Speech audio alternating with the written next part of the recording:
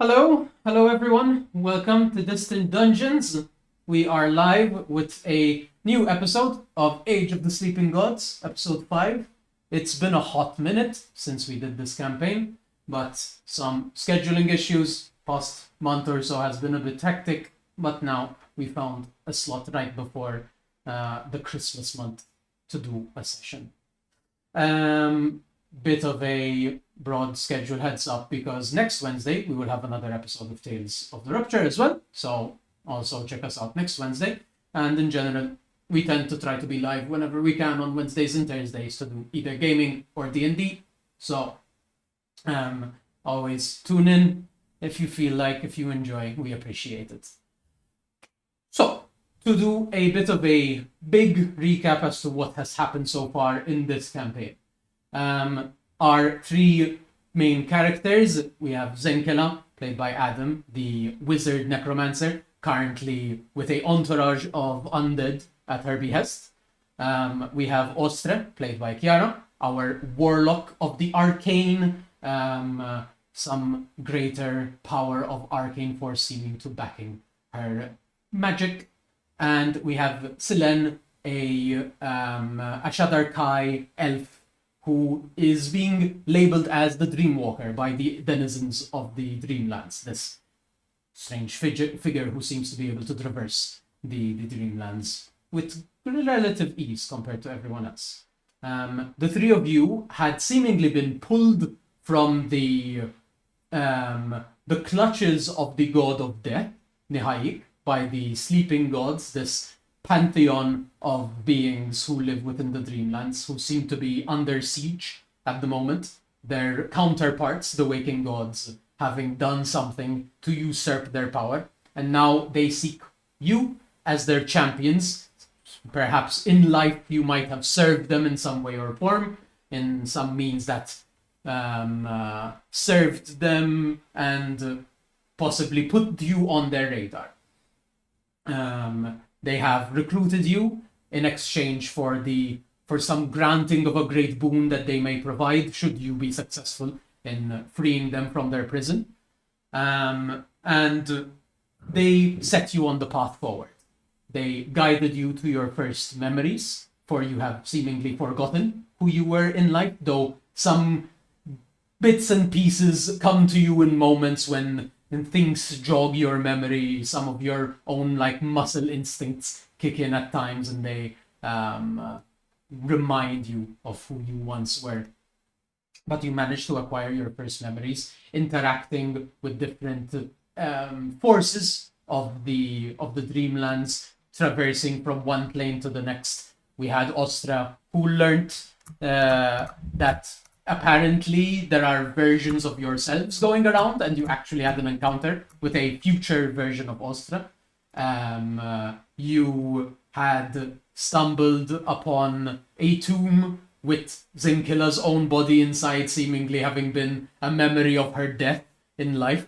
And you had fought what seemed to be a brother of sorts, or maybe you're not sure if it's family by blood or bond, but at least someone who addressed you as sister, which you raised the corpse of as well as your own. So that also had occurred. And then you actually met some similar mortal dreams like yourselves, who are traversing the plane of Azad the Unchained, this great ocean. And there you fought some of the forces of the waking gods. You fought these yellowish skinned creatures, very Get Yankee coded basically for the context of the audience. And you had this naval battle, a skirmish that you managed to get through. Perhaps it was rough, but to my knowledge it wasn't as egregious on your end as it perhaps was on the crew. But you successfully managed to defeat one of their commanders, the other retreating before you could properly take him down. There was an implication that perhaps you have deterred this person from chasing you for a while, though the captain of the ship you had boarded on had informed you that this is the way the waking world and the sleeping world works, in which entities of the living world can enter as a dream and then return at some other point in time. But at least you've caused a great detriment to the forces of the waking world. Selene, you also had uncovered a memory of your own after the fact, some memory of the high courts of the Fae. Seemingly you are associated to these various Fae courts, and you had spoken with the Raven Queen, being your matron and the leader of your conclave. And after which you actually interacted with her once more when you were trying to find the hag Yirsala, who you had been informed of, to potentially create a glamour for you guys in order to prevent the waking gods from finding you in the Dreamlands. You spoke to the Raven Queen. She told you of what happened, to how they lost you, essentially, seemingly having been some kind of attempt to infiltrate the waking gods' realms, and something going awry, the conclave getting attacked and losing the connection with you, thus being unable to bring you back.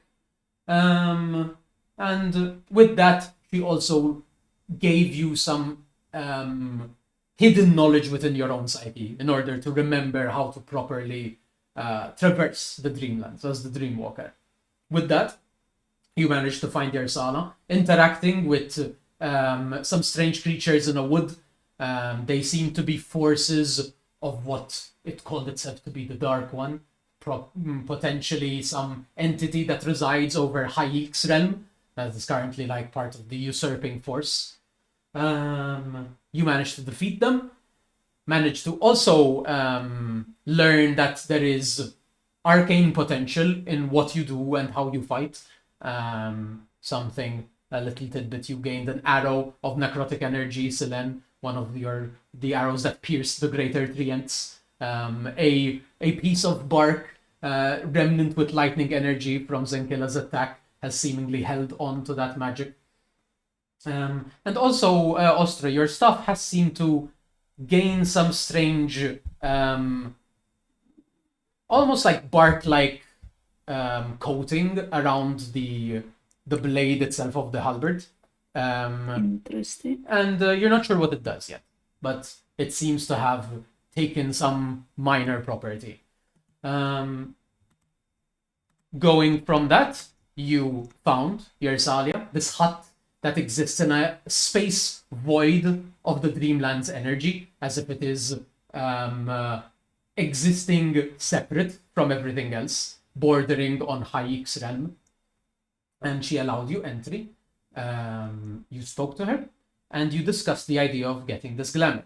And she asked that you acquire some ingredients in order for her to be able to craft this for you, being quite kind in terms of her demands. She realizes that you are serving the sleeping gods, who she has perhaps a bit of a relationship that is odd and strained, but she does not seem to be on the side of the enemy to the sleeping gods, so she is willing to help. She directed you to this bog, where there seems to be some collection of creatures that acquire and have memories. And since you had not much to spare of your own, she offered that you can acquire these instead. You were set there, you used some level of deception and also your own greater prowess, the undead unleashing a volley of arrows, Selene using the threat of Yirsala on them. Seemingly they know of her and fear her. And without necessarily needing to defeat them, though perhaps wounding them in some other way, they offered you up their mantles, these water cloaks that seem to hold the memories of fallen mortal dreams within them. And having taken them, the kids have gathered off and left, kind of feeling wounded, perhaps like missing a part of themselves at this point as they are, but they drift down into the water and vanish from sight, and you are free to return to Yirsala with nothing else left to really do in the sleeping bog. Yeah, and that is where we left off. And at this stage, I leave it on to you as to what you wish to do. Have we started walking towards Yirsala's yet, or are we You still in the could have, boat? yeah, for all intents and purposes. Unless there's something you wish to do here, Selen can easily guide you back. Had we killed any of them, or only You had injured? not. You injured one. You injured one greatly, bringing it close to like pretty close to death. But they offered up their mantles, and Okay. you left them be. The deal was they would give up their mantles if you stop attacking them. Yeah. And they have now, like, they were there for a while, but then as soon as like they've given up their mantles and you seem to have been satisfied, they submerge themselves into the water.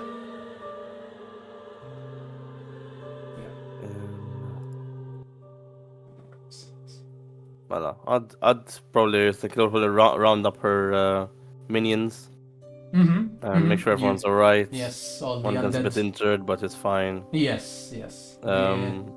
It limps a little, but not Yeah, deterred in and any I'll meaningful look way. towards Selen and be like, where to next?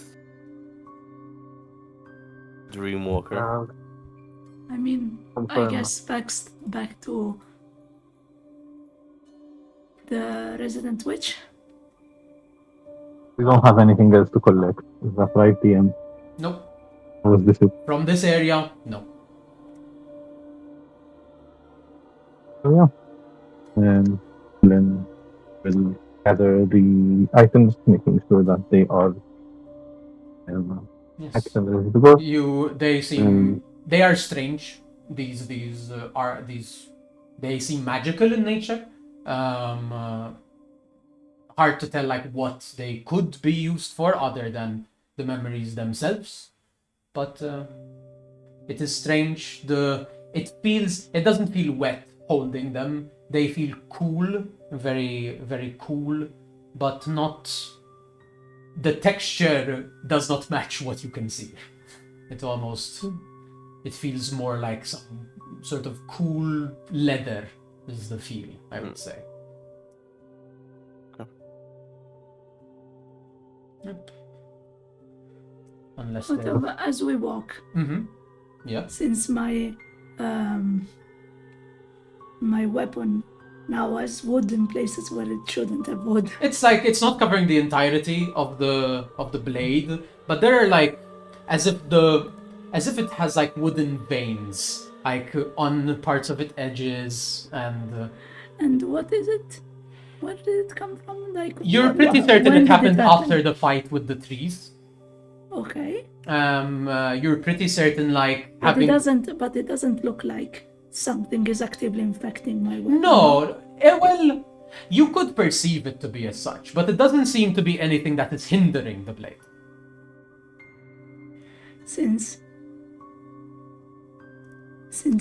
it is my packed weapon, can I try to like use some of the magic to try and feel for the Give me an Arcana check. wood and Anna? Give me an Arcana check. Just as a point of order, as far as attunements are concerned right now, the arrow and the wand and your weapon being packed weapon, those aren't attunement. The only things you do have attunement would be the dagger, Zenkela, that you were given.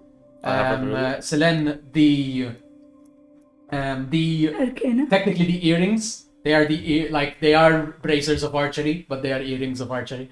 And your necklace, which is like a rod of the Pact Keeper, Ostra. Those are attunement. 17 total. 17 total.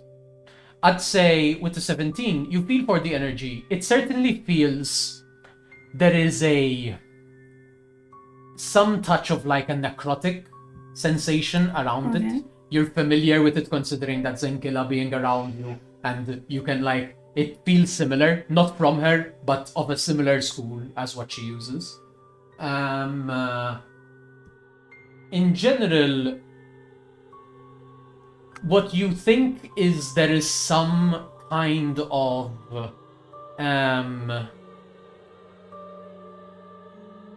oh yeah, with the 17, considering you are of the you are a warlock of an arcane infused entity, reasonably you can detect that you are overcoming resistance to necrotic with your weapon. Okay. So if a creature is resistant to necrotic, you ignore it. Okay. Essentially, like, should your weapon basically hex spell does necrotic damage. So if you use that against a creature that typically would have resistance to it, you ignore it. That is your main benefit from your end. Lovely. Yeah. So that is a new property of your Pact Blade, essentially. Mm-hmm. You think that reasonably, considering that it is your Pact Blade, you could suppress the effect, but there is no benefit to suppressing it. It is only a boon to have this effect upon it. But yeah. Otherwise, you continue to walk and you return to Yirsala. Time moves strangely. It feels perhaps like anywhere from between a minute to a day feels like it has passed as you breach through the bog and see Yirsala's camp once more, her hut waiting for you there. You approach and you can see that the door is also partially ajar at this moment. And it seems to... It's not ajar before. It's like open slightly, basically. Like it's not locked. It's not. Yeah. No. But we approached the first time. Oh no, it wasn't. We had to knock. You had to knock. Yeah. And the further I want to. as you get closer. Yeah, go ahead. I'll send Theseus forward sure. to have a little peek. You fully forward to the door, up to the door, or just like close? Are you sending the... I'd probably have it go up on the frame and kind of come from the top to look inside. This is my snake. Oh, okay, I see. To go up the frame and then go okay. under. Sure. 17. Give me an investigation check, Zinkala, for... Oh shit, I need... You can use your own stats. Okay. It is your familiar. You can see through its eyes reasonably. You can use your own senses. Not bad. We said investigation. Yeah. Since you're getting up close. 13. 23. Sorry. Oh, that's a lot better. Okay. 23, 17. With the 17, you don't see any like tracks or anything that puts you off guard. You do feel that the energy in the space that was once very like when you got here the first time, it was almost not upsetting but odd and almost kind of alien, a sense of emptiness and nothingness. It is still there. The difference is now there is a acceptance to you kind of feeling, like with your perception and like your feel of the area. It feels as though now you are already welcome in the space, is the feeling. You have been already accepted by the owner and the ruler of this little domain. And as for your snake, the closer it gets, the door opens further. There is a smell of like tea and flowers, for there are a lot of flowers on Yirsalia's porch, and like where the snake has to like move around, it kind of moves around the pots that are dangling Were they there before? Yeah, they were there before. Okay. It is very odd that there is nothing growing on the ground. The ground is dead. But there is a lot of vibrant flowers of various types that she seems to care for.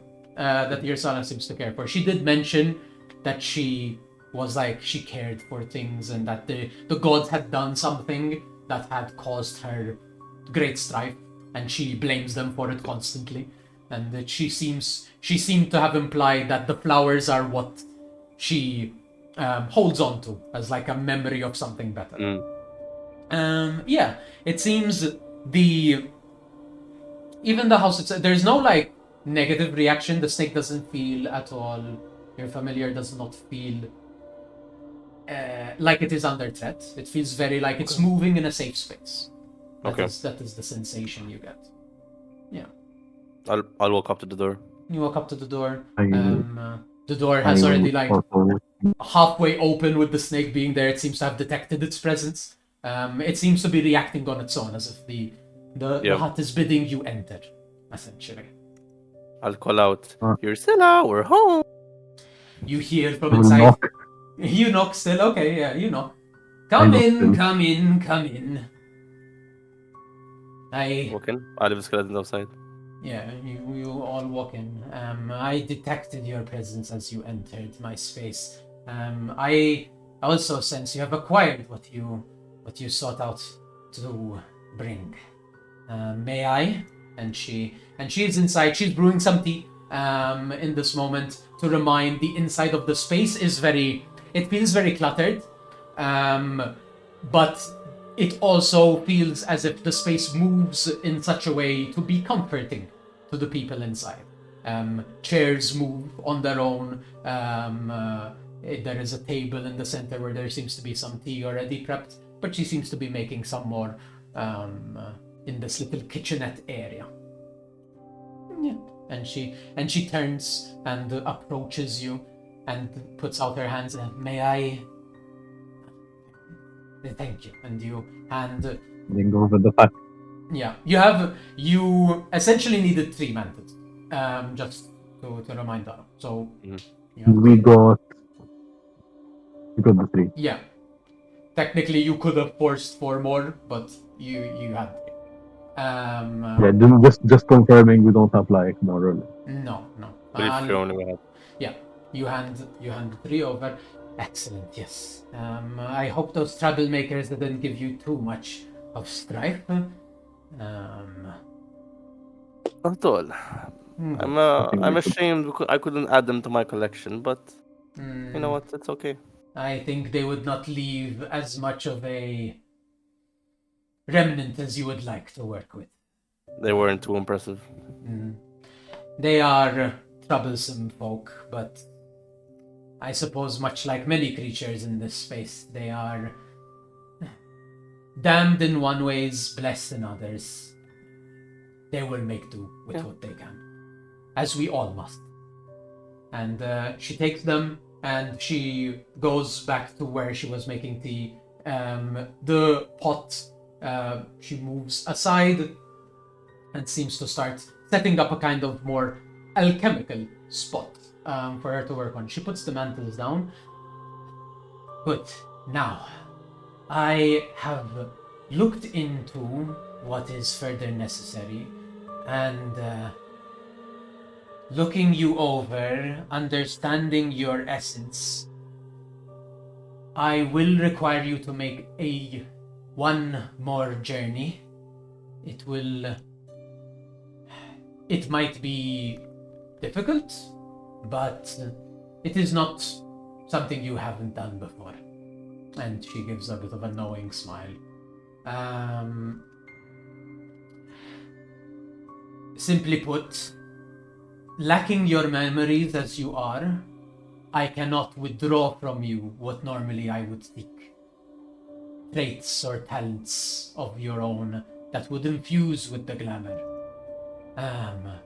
That being said, there is a place where you can find such things. But you need to seek them yourselves, for they are attuned to you. Is this acceptable? Can I do an insight check? Go ahead. Quick. Go ahead. Can you remind me, maybe like, this person, Yirsala, when we were directed to her, what were we warned of? You're basically warned that she is not as sympathetic to the sleeping gods as the sleeping gods themselves would like. She is a dangerous entity to not be angered and should be respected should you need anything from her. But they were... It's like it felt more like they're sending you because they can't go themselves, because if they go themselves, she would reject them entry. But because it's you, there is some kinship in the sense that she was once a mortal dream like you, whereas they were these entities that are, to the plight of the mortals, unempathetic. That was the feeling Azad gave, was just that. It was like, it probably should be nicer to you than she is to us. Yeah, I would like to insight check and just to see if might be holding anything or. Go ahead.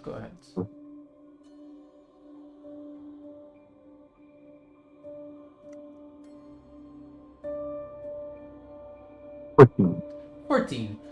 Hard to read. It's unsure as to whether she is withholding. There is, like, you are free to believe she is doing so. Yeah, it's a bit difficult to read on that front. She did have this, like, knowing smile. The most you would attribute to is that she seems to have known you before you came here the first time, which probably means she might have interacted with versions of you before. That's the most that might be, like, you would be able to piece together, let's say. Yeah, and Helen nods. Okay. To the others.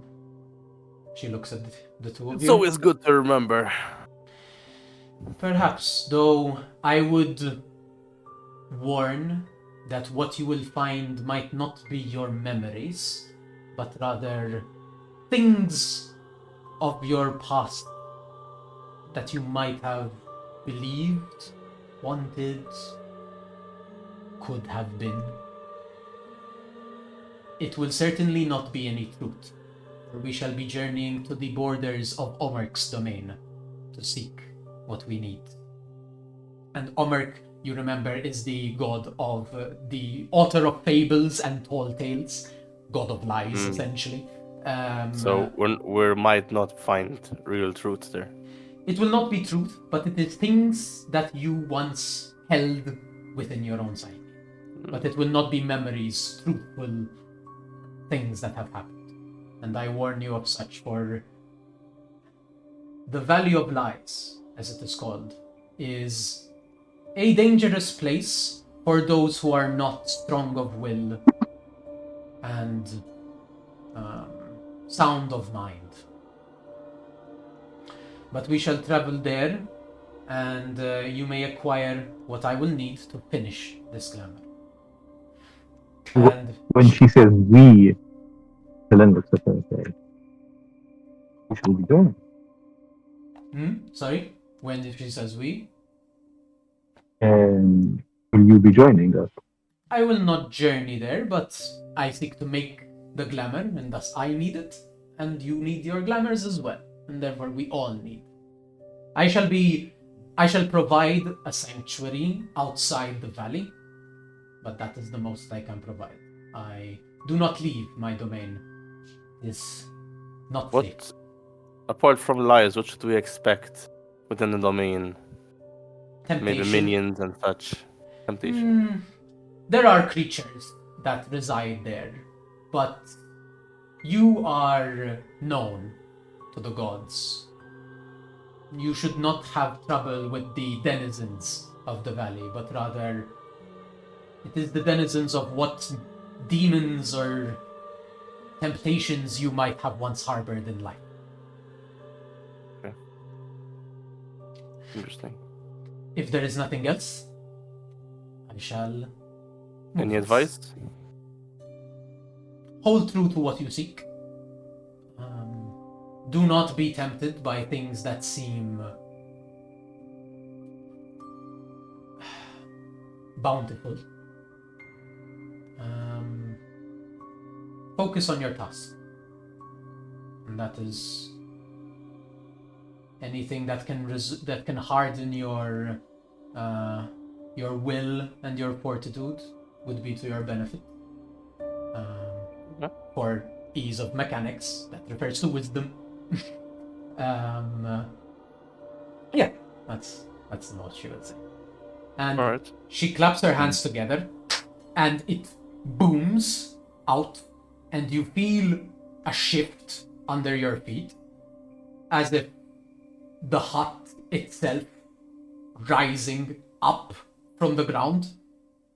And you feel like the hut, almost like you can clearly feel that the hut is shifting as if it is moving and walking, but you are stable on the ground on the floor of the hut, of the cottage, and it begins to move.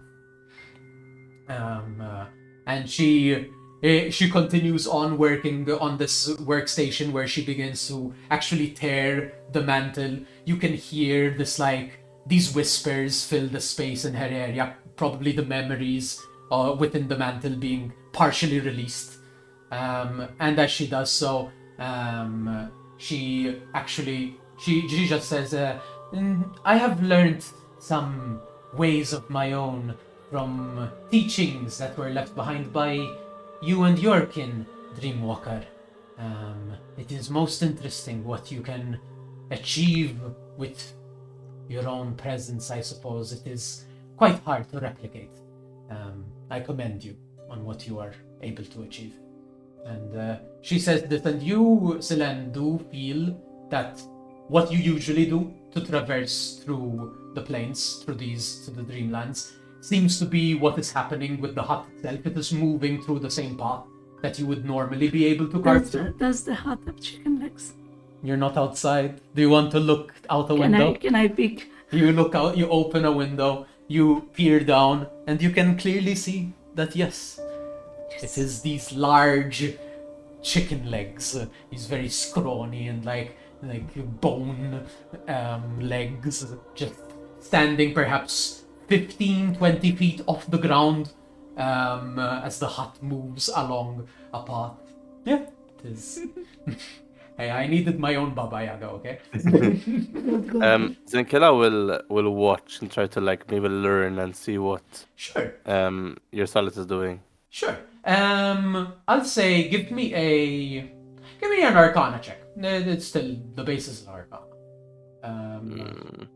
Not great. Oh, that's not bad. 18. 18. You have been traveling with Selene for a bit, and while you do not see any glyphs or runes that would normally incant the spell, you do feel magical energy.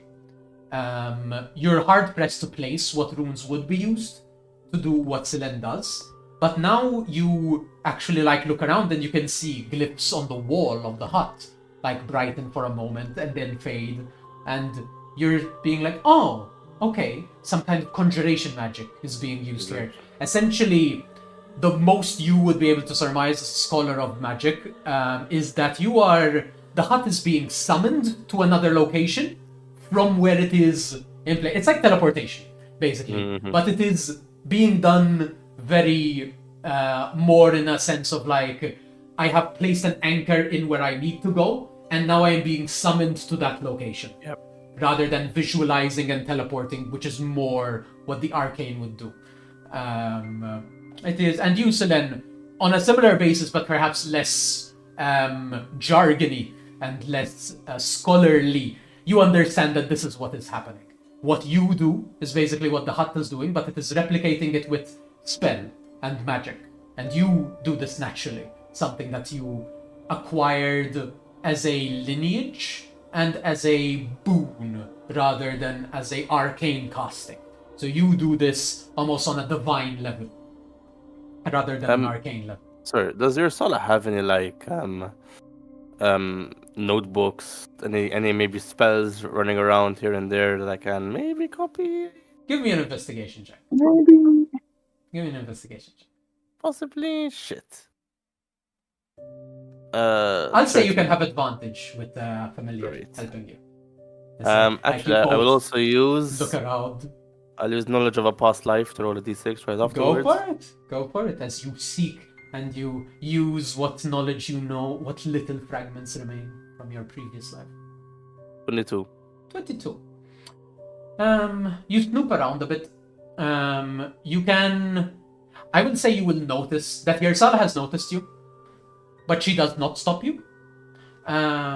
You snoop around a bit, and eventually your familiar does kind of is doing a thing where it's like going into like little crevices and maybe like a cupboard or a drawer, and then it like investigates inside without opening the drawer, and then eventually it like pushes with its head the drawer open, and you look over and you see that there is some like parchment, very like old tattered parchment, and you hear Yirsala just chuckle. Ah, you found some of my old notes. Help yourself. See if there is anything to your liking. And I definitely will. And you do so. Essentially, you look around. What you? Yeah. Ostre wanted to say? No. I was just saying that in the meanwhile, Ostre is going to just look outside and. You look outside. It is and just It is as we walk, I want to watch this the surroundings. Okay. I just I'll the kid in the back seat looking out of the window. And it is an interesting seat to have. For the parchment, you don't find spells, but you do find stuff that can be used to essentially get to that point. It's almost like, in a way spell crafting. Not exactly to that level. More so, it's basically, in a way, it's better, but it requires more work. Where practically you have the raw components to create a spell. Mainly, what I'm basically saying here is, from these scrolls, you can pick 3 levels worth of conjuration-based spells that are within the wizard spell. Actually, you know what? Not within the wizard spell list. Classless Dana. So basically, you can spend some time, and you can either pick 3 first levels that are conjuration, or a 2nd level and a 1st level, or a 3rd level. Cool. They can be conjuration, but they can be from any spell, any class, and once you craft the spell scroll to make it, then you can copy it into your spell book Good. and Okay. have it as a spell that you have. Yeah. So those will be like you can. May I just say the word classless sounds so heathen. Classless. Why? You said classless. It's like without class. Class list. Sorry. Class Yes. list. Okay. He said classless. It is. Sounds so heathen. Hey, classless societies where we need to get. Never mind. Something else. Yes. So basically, burn the system down. You can look through it like when you want. But see, since it's like basically what you find is like the core components to conjuration spells. They are associated a lot with like what D&D wise would classify as fey magic. But the rudimentary components allow you to be able to do whatever.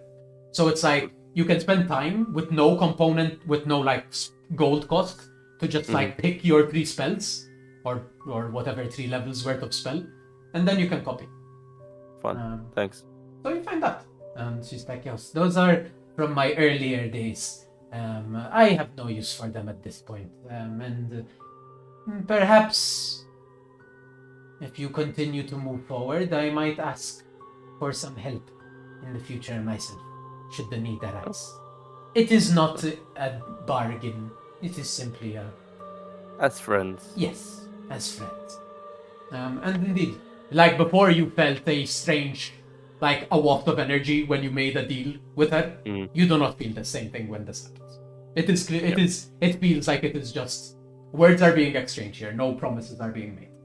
Yeah. Funny. Yeah, some cute thing. Ostra, you look out, and kind of in a similar fashion as to how you travel between domains with Selene, as like the air around shifts the environment changes, but from this view, it is like more awe-inspiring because you can see it from like 20 feet up.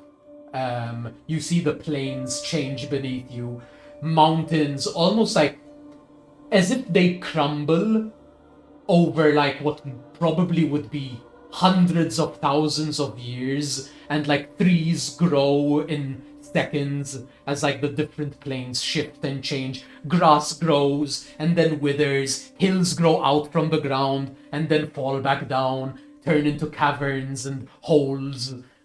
Various like shifting from going from one plane to the next until eventually you see what is technically in the roll 20, though it is more from a different angle, but still this.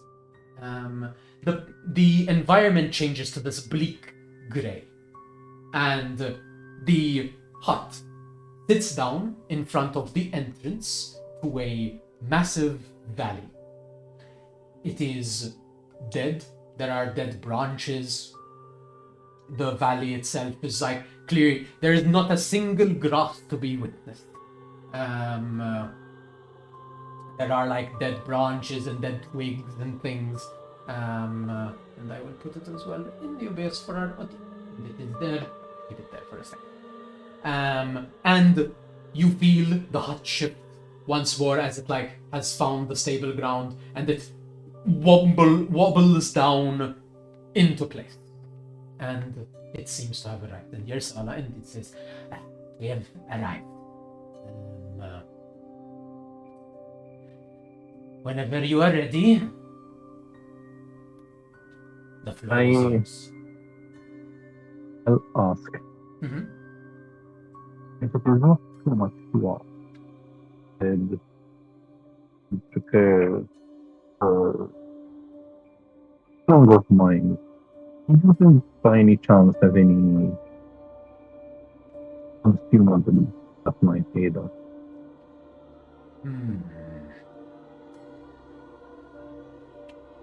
I might... that might aid you. Well, in this moment...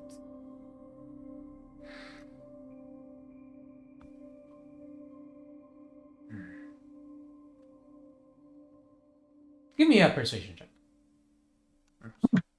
She ponders on it. Excellent.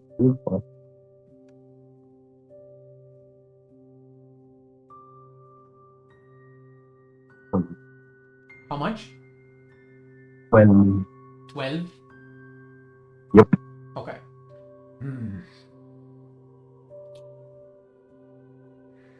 I do not part with my potions and brews without an official trade. And right now, I do not seek anything from you.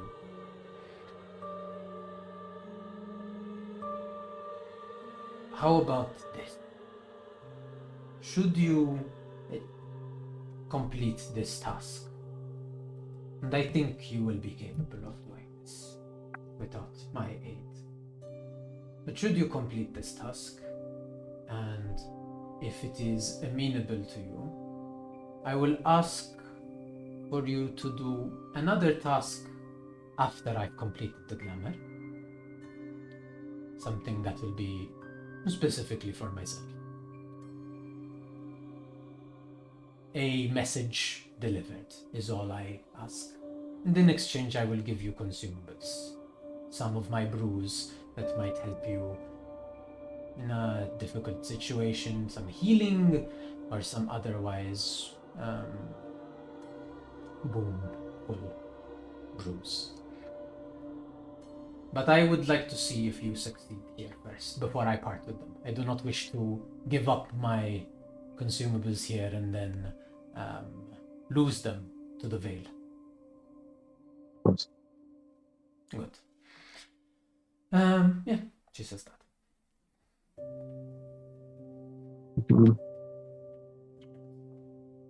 There is nothing else. The door opens. But yeah, go ahead. But the door does open. seemingly nudging you. Yep.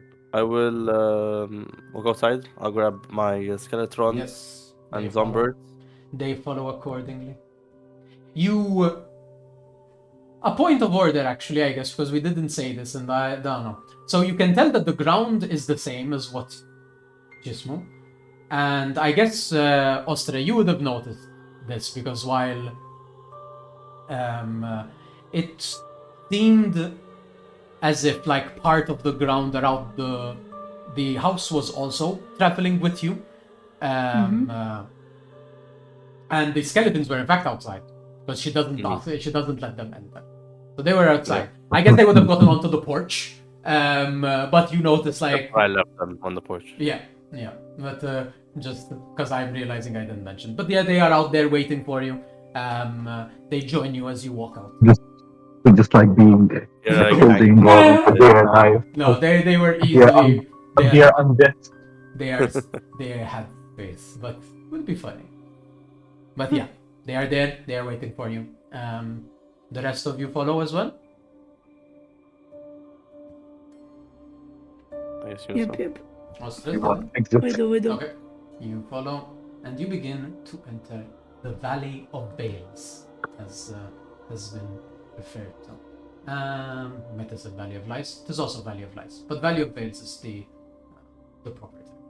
Man, you begin to move. What I'd like to do before we start, I'd like for Zeshus, the snake, who, whenever I seem to be being like pulled off the beaten path, tempted by something else, I want him to use an action to put me back on the path. He'll be ready there, like a squeeze or anything like that. Lovely. Yeah. He is giving you a help action in general. Yeah, but that's the form of the help action. Exactly. He'll be literally there, like to remind you. And the skeletons, do they have a mind of their own, or is it just? It is technically it is your will upon them. They move with your movement. They. I don't have to worry about them being. No. They'll move with you. It is only a concern if there's like another kind of spellcaster that like might try to apply their will on your undead. Okay. That is the only time you have to worry about. Perfect. Thanks. Yes. So, the Yirsala like follows you out the door. Essentially, just gets to the door frame itself as you walk. Yes. As I said, be careful of temptation. The denizens should not concern you. There will be someone to greet you out there, but I will let her do the introductions. Good luck. And she walks back in, and the door closes. You begin to move into the Valley of Veils.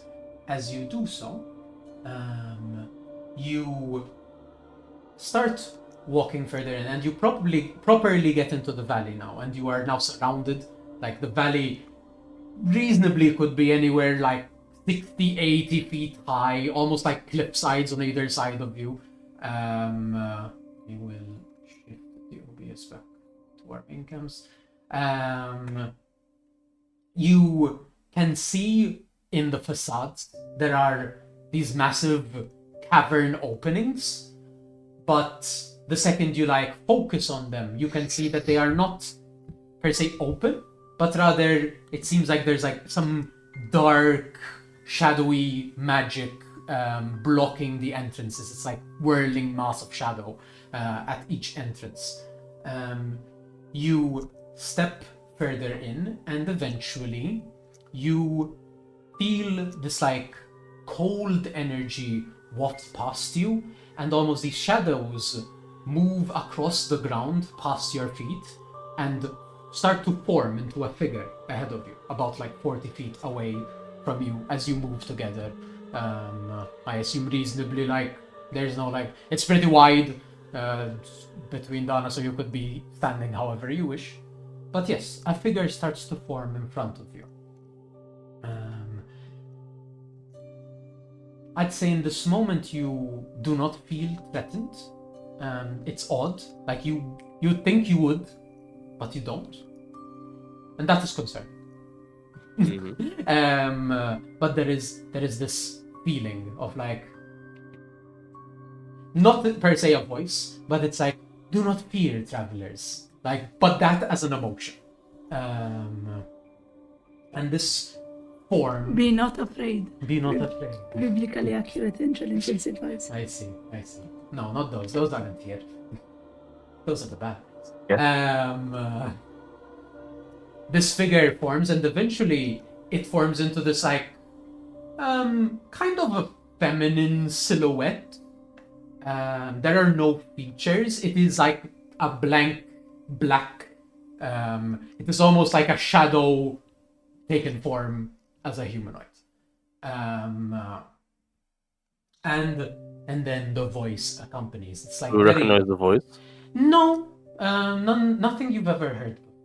And she just says, "I bid you welcome, great champions. My lord knew of your coming. I am glad to see you at last. We have been expecting you." What you can tell of the silhouette, feminine, no facial features at all to see. There is some kind of like headpiece around that's like a part of the silhouette. There is no color to this form at all, but there is like clothing that you can tell within the silhouette. There is the headpiece with like these beads hanging around the temple. It's hard to like pinpoint her height as well. Like at times she seems like under 5 feet, maybe a very short woman, and then like you blink for a moment and focus, and like she's taller, almost like you have to tilt your head up. It's hard like to. Is it because she's floating, or is it because like her body's just like stretching? It's like it's hard to. It's as if the form doesn't want to settle. Okay. It is a little bit like perhaps the shadow is stretching. The most I could say, that is the closest. Yeah, it's like you blink and it's like, no, it's taller. No, the hands are like the arms are a bit longer. You notice that. She seems to be wearing some kind of long, wide dress, like you can't see feet, but you can see like a sort of gown, kind of like hits the bottom of the floor around her. And she continues. "I am Talia Mandrika, one of the great shamans of Omirk. I bid you welcome to the Valley of Veils. Yes, my lord has blessed you with free entry. My people shall not plague you. But is there something you seek from us? I was not informed of what your goal here would be." Just to confirm, like to the PM, when we needed to find the mantles, and I used my abilities to track it, or it was you use your abilities to find the location that Yirsala gave you. Yeah. But then from that point, it was a matter of actually tracking down these creatures. So you found the location, but people was a bit harder. You knew Yirsala's information to you helped, but otherwise, at some point it became more of like a physical tracking. And this is about people doing the same thing. Kind of, yeah. At this point, you are at the location. Like there is something that you are seeking here, but Yirsala didn't give you more information, and this individual is here before you, seemingly not aware of what you intend to do, but knowing that you were coming here. We are. Also, Yirsala told us specifically what was. Specifically, sorry, you're cutting out at every now and again. Sorry. Told us like she won't tell us anyone or anything. No, she told you someone would greet you, and she just told you that you will need to seek some part of yourselves, some. But those parts. This person would be trustworthy, not Yeah, but as Also, you a said, lie. don't trust everything you see inside as well. Yeah, she was like, Got it. things that are tempting should not be trusted. Was what was informed. But this person, Zakila yeah. should say, we are looking to learn more about our past selves. Ah, well, perhaps this is not quite the place to learn of truth, but perhaps there are stories from your past that you may find here. I see. You wish to find your veils. Yes, that can be achieved. Like I said, my people shall not plague you. But it is up to you to find what you seek.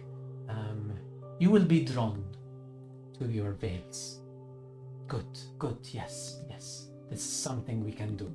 She says this kind of like, as if she is satisfied that she has been able to like answer your question. Can I What do an seems to be- insight check? Is Go there like ahead. a level of malice to what she's saying? Go ahead, insight check. Anyone can do it if you all feel like it is. Yeah. Fuck. Wait. That's locked. Oh. Okay. Okay, so a bit of an issue. So I rolled my dice, and I thought it said 12, but I picked it up, it said 17. I don't know if I turned it at some point. So, and then I rolled again, just in case, and I got a natural 20. So, Okay. whatever you want. No. 13, No, 12, if 17, you had doubt on a roll and you re-rolled, I'm fine with that. Okay. I rolled a 4. Okay. So that's a total of 22. Nice. Total is 4. And Selene, do you want to do one? That's a 10. At 10. Okay. Well, with a 10 and a 4, you're obviously hard to read, this person, clearly. You're like, you try and maybe see if there's like any fluctuation of the hands, but there's no face to read. It's extremely hard. Zenkila, as well, the same premise applies. The person is extremely hard to read, but what you kind of notice is like further in, there are bodies on the ground. And they're a bit far for you to like properly understand what they are. They look like bodies on the ground.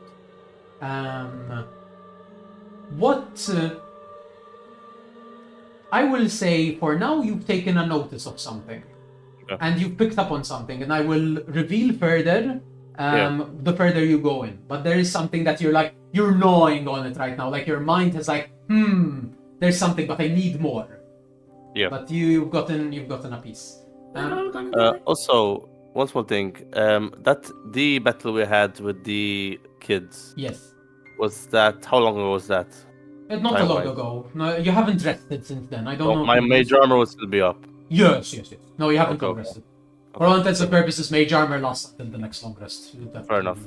I don't bother with the 8 hours. The time is so wobbly here that it's... Yeah, I'm just asking us in case. Yeah. Oster, you wanted to say something? No. I'm just like, we're all gonna die. What you do, I will say this, like, as you know, you don't pick up, you don't feel like there is malice. Like, there is no, what you would call, like, human malice here. No purposeful. Yeah. Okay. That is like human malice. That is what you can feel in this moment. But there's something more that you're pretty sure you can piece together once you get a better look at like what the valley looks like. Cool. But she is like, yes. Just focus on what you seek, and the veil will reveal itself to you. Should you require anything? Sorry to stop you. Yirsala staying there. Yirsala is still staying. No. The house is staying there. She left. No, the house is there. Like she entered back into the house, the door closed, but the house is there. It is behind you. At this point, perhaps like reasonably, maybe like 100 feet in. You've walked like you walked for like a minute. I would have left two of my skeleton and a zombie with her, because I think Zenkela would want her mind to be freer Okay, than sure. to stay thinking of other people. They so stay within the yeah, space. and I'll take myself and my brother inverted Okay. commas with me. Okay. Cool. Okay. I like that. Yes. You have two with you. Just for the flavor of it, I'll tell her to defend the Yirsala. I know she doesn't need it, but Sure. Yeah, they've been ordered to protect and defend Yeah. should anything arise. Protect the chicken. Protect the chicken. I think the chicken hut can fend for itself. yeah, no, she definitely can. Hey, It's the Who thought knows? that counts. it is the plot, exactly. Yeah. Of course. It is the season of giving. Good. I Yes. give you my undead. I give you my undead. This individual, Talia, she's just like, I cannot help you further at this point. However, I do assure you that as long as you walk this path, you will be safe. Okay. And Sure. she kind of stays for a bit, and then eventually her form kind of crumples down into the ground, and the shadows disperse. Mm. And yeah. Yeah, in a creepy, motherly way, Zenkela will grab the hands of her skeletons You grab and that. walk inside. Nice. You begin to walk. Yeah. So you start to move further in. As you walk, you do indeed see bodies. It is odd. They're like individual bodies on their own. Many of them, most of them almost, are in front of one of the entrances, of the cave entrances along the valley's sides. You also notice that the bodies are very similar to what that individual looked like. They are featureless black bodies. Like they seem like they're wearing clothing, but the clothing is like all color has faded from them. And they're just these like featureless bodies on the ground. You cannot tell what killed them. There doesn't seem to be signs of struggle around them. And they seem to be alone where they died. You do notice the occasional one that is like perhaps further closer to the center in the middle of the valley floor. But it is the same. It's very strange. May I do a investigation check to check if they're illusion based? You may do so. I'll say at this point, everyone, you can give me an investigation or a perception check. Your pick. Ooh. Today is not a good day for rolls. Hey, getting out the bad rolls now would be good. So, Totally not concerning. Don't tell us that. Don't tell us It's that. 15. What are the options? perception or investigation? Do I get advantage because of my snake or? Sure. I have the Okay. exact same modifier to both of them, so 13 total. 30. 26. 26. Nice. Natural 20. Natural 20. Total? Oh. Just Oh, okay. Lovely. For 27. 27. Ooh. Ooh. Okay, so something you all pick up. You notice on the top of the sides of the valley, so above like the cliff face in a sort of way, you do see humanoid figures. You Totally notice not like concerning. one or two, kind of like you see like half of them, like the torso up, seemingly as if they're looking down into the valley. And they're looking, one or two at a time. They have this strange, kind of like a greenish blue skin. And the moment you look at one and like you notice one, they disappear. That is what you all would pick up. So that's Ostra as well.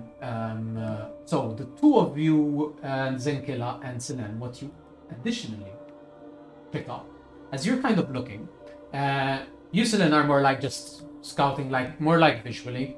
And I'd say Zenkila, this is more your familiar actually stumbles upon this, and you're looking in another direction, and then like the snake has a sudden like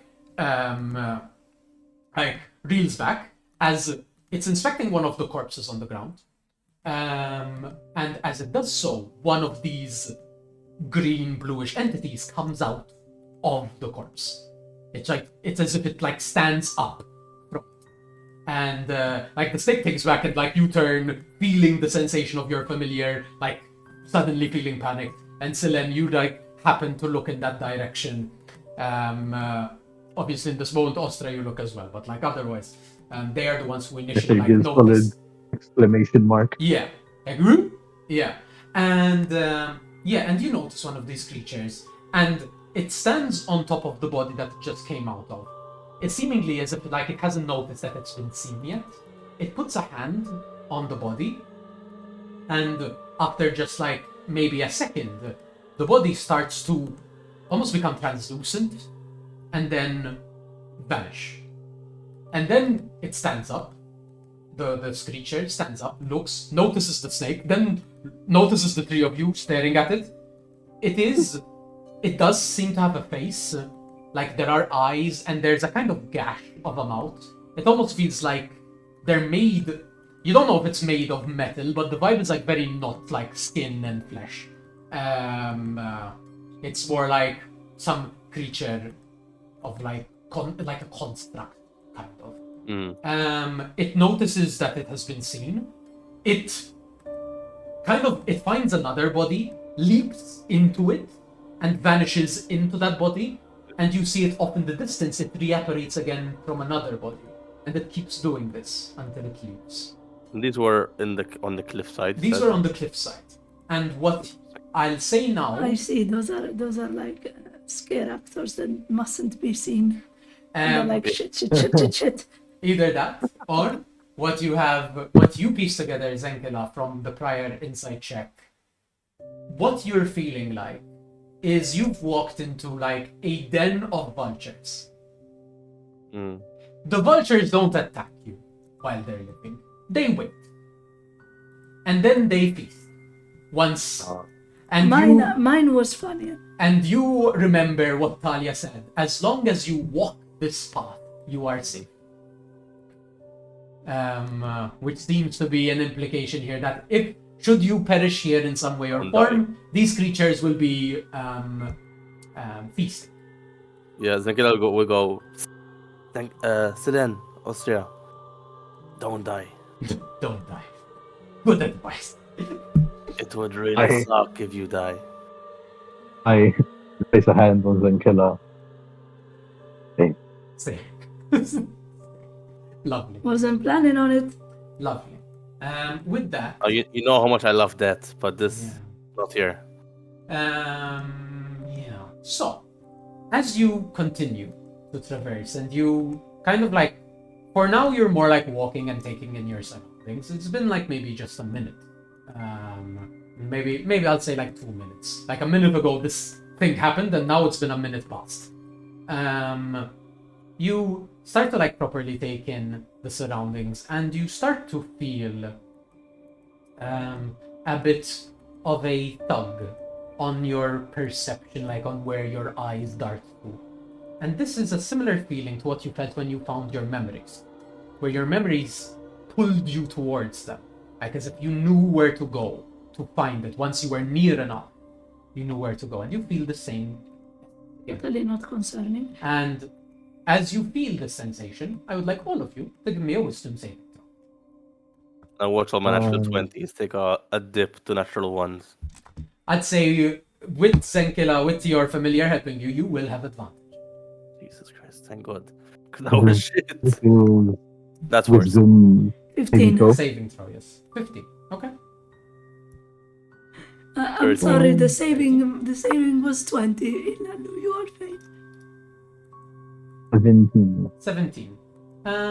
You begin to move, and you feel this tug. Do you wish to follow it? Do all of you, like the three of you, wish to follow your respective pull? It felt like it felt before, like Yeah. fully. It felt very like maybe not exactly the same. The memory was, I'd say, louder than this. The memory was like hard to ignore. This is more so. You feel it. You know, like, I should go that way. But like, there is no. It doesn't feel intense as the memory. Probably, like I'd say, like with your relative, like basic passive arcana, kind of. The feeling is as if what you're searching for is less potent than a memory, but it's of a similar magical potential. But it doesn't feel like it is something. Does it feel like a trick, or does it feel genuine? No, it feels very genuine, I'd say. Like, this is not. You are not being, like, presented with something. This is. Talia did say, like, focus on yourselves and your task, and then even Yirsala said, focus on your task, what you seek. And this resonates with that. There is a sensation that. Yeah. I think with our as wisdom saving throw of 13, I will follow it. Okay. Same. I will say, as far as save is concerned, like you do not feel any negative effect. Just there is an option. You don't have to, but you may. So you begin to follow your. Then, does everyone have a different pull? Does it like Does everyone have? Different the pull. same pull, like in the same direction? You wait. Zengila starts to move, and you do notice that it starts to seem to be on the same path, and then she seems to be moving like closer to an entrance. That doesn't feel like it's in your direction. Like you feel you have to go further. Doesn't feel like it's the same. I'll call out. Yeah. Kill him. You are free to react. Like you are in full control. Yeah. Where are you headed? I feel a tug this way.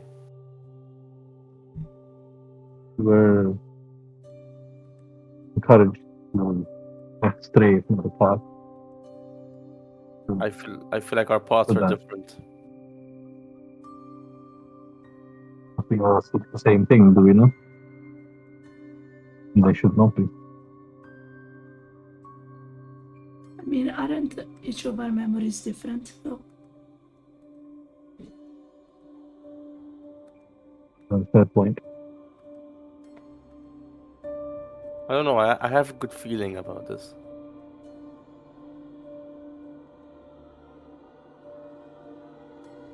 Ostra, do you? I roll it. You may do. You may do. When inside Can I check try about to this. feel what my tug So you do insight check. feels like? Sure, give me an insight check as well.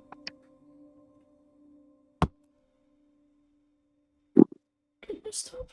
Garbage, please. Well, 12. Zenkila Six. seems 6. Zenkila seems fully in control, Selene. As you ask her, she turns. There's no like her tone is as it always is, perhaps a little bit like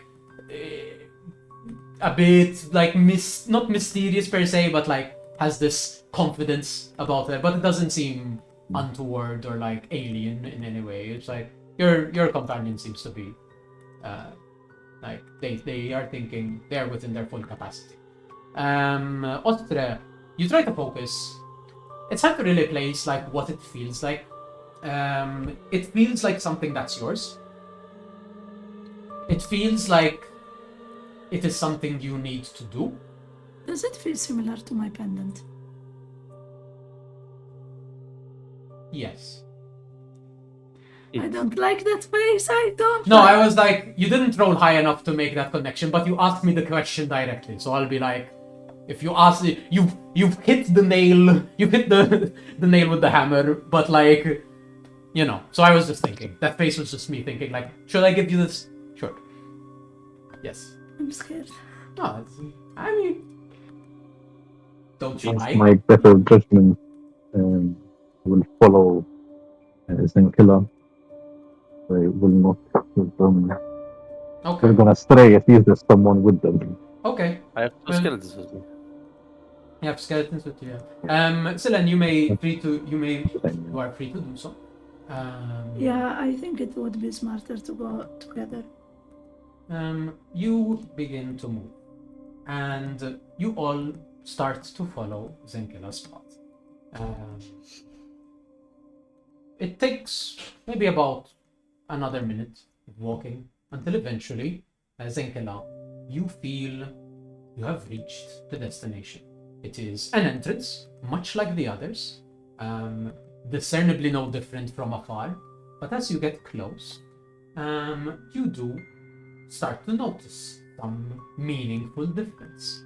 You can now tell that around the entrance of yours, and even the one like next to it, that might be about like 30 feet away, like you can tell maybe from a distance, there is clearly things written around the entrance. Focusing on yours, you notice runes around the entrance. Runes that to you are second nature, for they are necromantic invocations. They are runes used in necromancy spells, things you've constantly used every time you use Enemy Dead, every time you do any necromancy spell. These glyphs are second nature. You then start to follow them along and like try to understand, is this a spell? Is this like some effect? Is there something going on here? I'd like you to give me an Arcana check.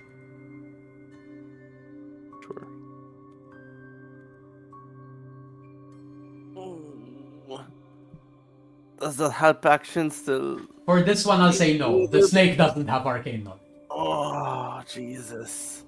Well, That's a 1. it's an 8, An 8. but it's a natural 1. You're unsure what perhaps the purpose or nature of the runic effect is, but what you definitely can do is read what the runes are spelling out, which is odd, because runes don't normally spell out things. But it's as if runes don't have words in them. When you create a spell, there aren't like tangible words that are really like spoken in a way. They're invocations of like basically utterances that reverberate against the arcane weave, and that's kind of like how it works in this scenario. But here it's like as if the utterances are forming into text that you can read. And it does read, Zenkila, Monarch of Death, Bringer of the Suffering. Can we read it? Hmm? Can we, like, Ostre and myself, can we read it? I'd Or say no? you guys wouldn't actually be able to, because this is like, it is written in runes that Zenkila knows to read. They are in like spellcraft. So no, Yeah. in this scenario, you wouldn't be able to read these words. Unless you have Yeah. some like greater arcane dana, but it is not a language. That's like... It says, well, this seems like the place. And indeed, Zenkila, you do feel like this. It feels very similar to when you found your grave. It feels like right behind this veil of shadows lies what you seek. I will. So it's like it's like a shadow. Like It's like a curtain. I can't see inside. No, Okay, you can't like see inside. It's like Okay. a tendrils. It's like a very thick curtain that's like moving, and like it's almost like a breeze is pushing against this curtain back and forth from all sides. It's very strange. It says my name on the door, so I guess it's for me. I will pop my head inside. You pop your head inside, and as you walk through, like you put your head, but then your whole body kind of falls inwards. Lovely. The tendrils seem to like wrap around and pull you gently in, not like yanking you inwards, but and to the two of you, Zenkila is not there anymore, and the skeletons as well move in, following their master. And they move forward, and they are also consumed by the tendrils. So, what a Word lovely word you consumed. chosen. yep, Yeah. Yep. Very consumed. that's how it Some looks. Listen, we're doing a dark campaign here. We use dark ones. So, the two of you are right now outside, Ostra and Sila. Do you Follow. Leave. Then kill him. you follow? Yep. You move. Can we try at least? You both move, and as you touch against the veil, it feels as if it is stone to you, as if it is part of the facade. You can see the entrance, you can see the entrance, but as you touch it, it feels like stone. It feels like there is no cave entrance there. And I That Len seems will too good to attempt. be true. Then will attempt. Wish what Zenkela might wish for. You Um, give me anything. Just No, I'll give me say a give me a trivia wis- about your friends. give me a wisdom check with disadvantage. Or insight. I'll allow this to be an insight. Insight check with disadvantage. Dice for this. pulling something out. He's pulling out his weighted dice, guys. 1 second. No. No, not a heavy dice. That's one for professional children. When you're DMing only. Oh, that's great.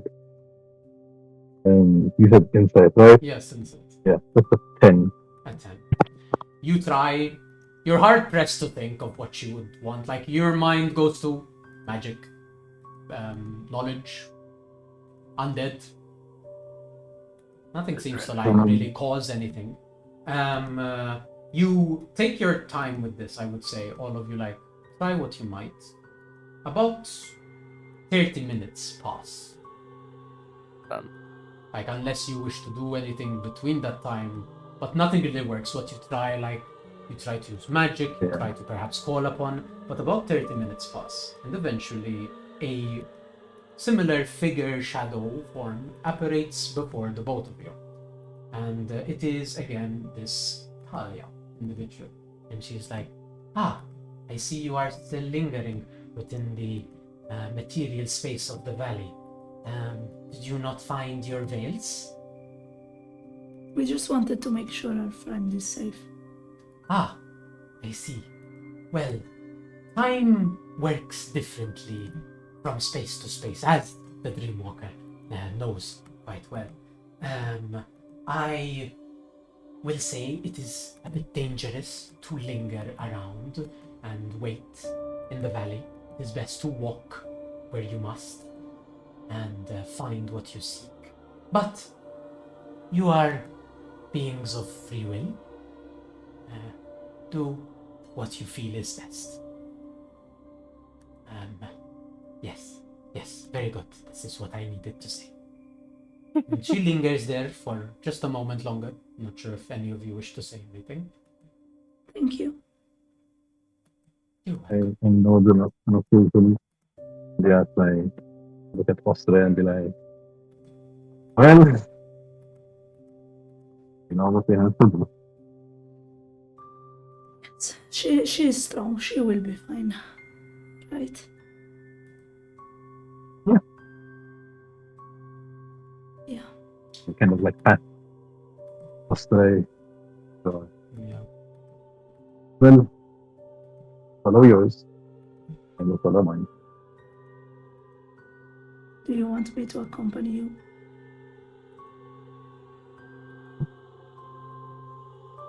I think would you like company? I mean, I'm just used to asking since, I don't know, it just comes natural to me. I like making sure that people are safe. Would you like company? I'll be okay. I was an approval. I will follow my thought. And you follow. And Ostra, you follow yours? I would. Yes. I would like the both of you to make me another wisdom saving throw. Not using Killa. You are dead. Mm-hmm. Oh, that bad. I'm rolling a new character sheet right now. Okay. Actually. Yes, you should. Oh, I am I going mean, to what? be rolling a Hey, 14 natural total. one. 14. Ooh, natural one. Okay. Right. You begin to move. Silen, you feel like a bit of sweat at your brow. You kind of are. It is strange, the idea of like leaving a companion behind, splitting the party, as it were. It does not bode well Don't for sleep you. the party.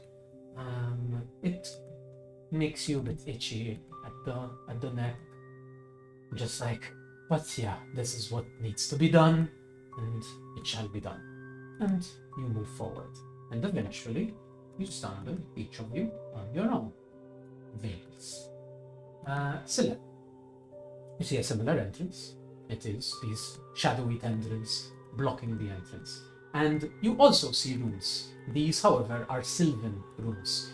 While you do piece together that they are arcane in nature, and that is not something you might be as natural to, the way that they are made is in such a way that it does indeed invoke words. It invokes your name and your title. Selene, champion of the Deathly Conclave, pathfinder of the Great Dream. There is this written around the entrance. Do you wish to enter? I do not feel that there is any reason not to. So, You walk in. can I go? Again, the tendrils curl around you as you step inwards. Ostra, you find yours as well. However, it is much more, as far as like what is etched around the entrance, it is a bit of a overload of script and carvings, for there are these intricate glyphs around the entrance. Some of them are very like interwoven into each other, which is weird. Glyphs are not normally supposed to interweave. Runes interweave to form a glyph. Glyphs should be separate. As you look at this, and it's like, that is like your main point of takeaway, knowing the arcane in the way that you do, of like, that's weird, that shouldn't be that way. There is a sudden rush of energy that like passes from behind you into the entrance. I look behind me There is immediately. You turn, there is none. Is there wind? No, Or there has even a been no breeze? wind, no gust. It has been cold, but no weather seems to have. Can I try to squeeze onto my necklace to try and feel if it's... You do so. Give me an Arcana check. It's kind of like, you Yeah, know, you the hold- rhabdomancy. Yeah. Finally, something good. Oh my god. 18 total. 18. Yes. Nice. Oh my god. Nice. So, like I said, runes typically are used to forge glyphs, and glyphs are typically a glyph is associated with a spell. Question, since I haven't asked you, can Yep. I read them? This is you reading them. You are trying to read them right now. That is the Arcana check, and you are successful in reading. As you try to like piece together, you notice like, this is like, I've used this before. This is like a kind of something used for a teleportation thing? No, summoning thing. And you start to like piece together what the spells are. This is abjurative. This is like a binding thing. And you start to like piece together, but it's all interwoven, which is weird. The best you can surmise initially is that these various glyphs might be either different spells working together to forge one effect, or it is some greater form of spellcasting That I am not privy to. that you are not privy to. If these runes were to work together, what does that effect look So, like? what you can To best- try and make sense that if, yeah, the best. if it's like it doesn't make sense that they could work together or not. You start thinking about that, in fact, and what you can understand is that this does seem to be some form of binding spell. The main point. This is akin to summoning a creature from another plane and binding it to that location. Okay. And this feels similar, but it is being done on a greater scale Okay. than what. So it's a spell that makes sense. It's not like Yes.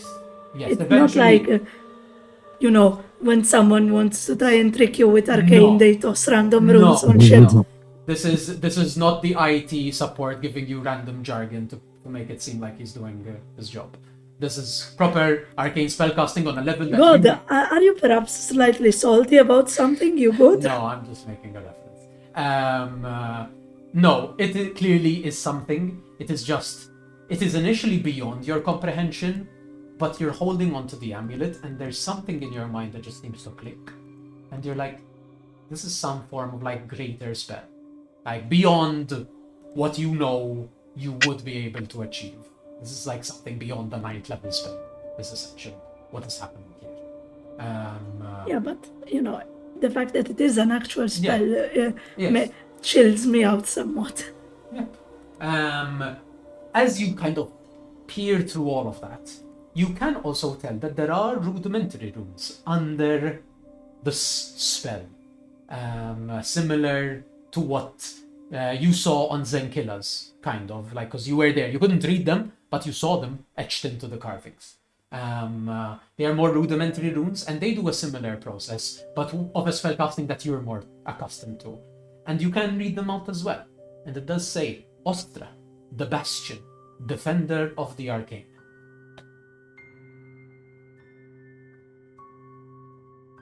I will file all that in my Yeah. for later consideration. Yep. Because it feels like I have to keep my mind pretty chill and pretty free for whatever I need to do here, Okay. so that I don't get eaten by magical vultures or whatever those things are. Yep. I take a step forward and I try to sniff the air close to the veil. Does it leave a scent? No. There is no scent. It is... Noise? No. No noise. If I were to pocket it with my glaive, what would You poke at it with your glaive, and the tendrils begin to wrap around the blade, curling around the hilt, moving towards you as you start to feel. I take a it step pull. forward? As you move into it, it takes you in. And what does this touch feel like? So, it is almost like a pull, like someone drawing you in. It's not like yanking you, but it's like they're holding you and they're Yes, sort but of leading you towards. certain touches feel more familiar. It does not feel familiar. It feels very cold. It feels very... I'd say there is, to all of you, there is an intrusive feeling to when you are pulled in, as if something is kind of trying to learn of you, like to know you more, to understand what you are, who you are. And it is a bit intrusive, like you feel this like as I go in. someone has opened my diary. As I go in, as soon as I can, like, stop my body from moving forward with this pull, I'm going to thump against the ground a bit frustrated, like, I don't like this. You do it like you are allowed to do it down, but it keeps like pulling Yeah. gently, but it keeps pulling you tug, and it pulls you in. Rabbits are so dramatic for no reason. Yes. Right. You step through the shadows. You all feel this cold, a distant. It's almost like not a physical cold at this point, as you've all walked in. It's more of like a distant emotional coldness, as if someone Distant dungeon, maybe. is no a distant. I It is. am hilarious. It does feel. It's as if like there is. It's more of like someone has lied to you. The feeling you get after you know that someone has like lied to you in your face. This like kind of Which a makes kind of aggression, but a kind of like an aggression that's felt. Which makes sense considering where we are. Yeah.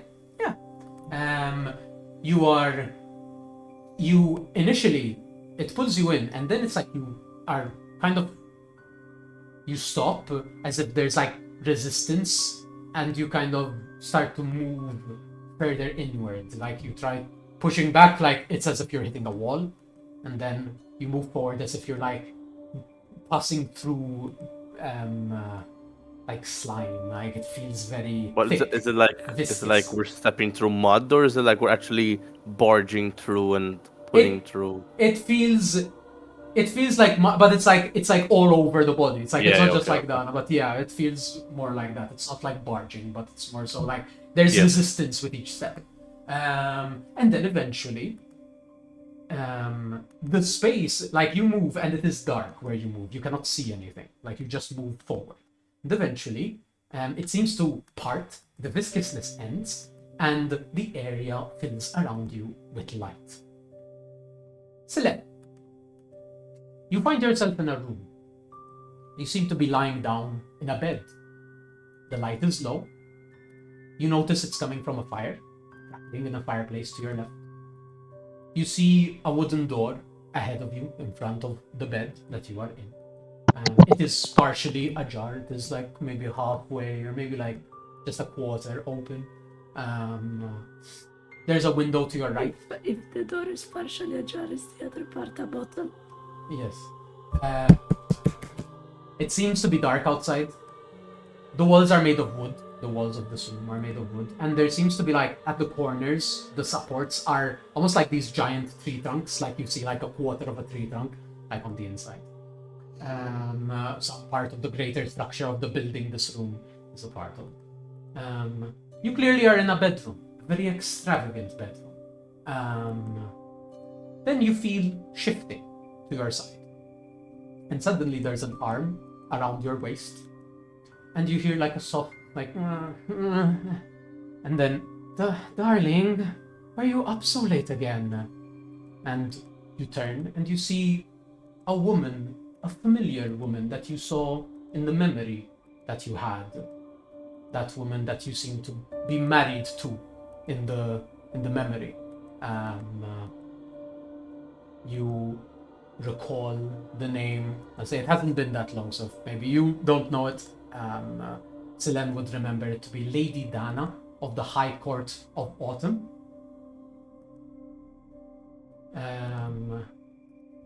Yeah. And she kind of nuzzles against you. Whatever it is, it can wait. We have a long day tomorrow. And she kind of like keeps nuzzling and sort of like presses against you. And then you hear a baby crying in the distance. That's new, right? This is just you, yeah. That's new. No, that's new. Oh, that's new, yeah. You have no idea. No. This is the last time. The last memory access, there were no babies. Nope. You had been married, and then you remember being in a tower overlooking some kind of festival, and you took a shot. You seem to have been and doing some work for Azad and Omirk, apparently, at the behest of the Raven Queen. That is the memory that you remember. Yeah. Yeah. And you hear the baby keeps crying. It is a very like the cry is piercing, classic, like much like a baby as always. The cry is made on purpose to force us to want to try and stop it. And the woman beside you is just like, stay, please. What do you do? I will kiss Lady Dana. Go ahead. Okay. Like, Becky.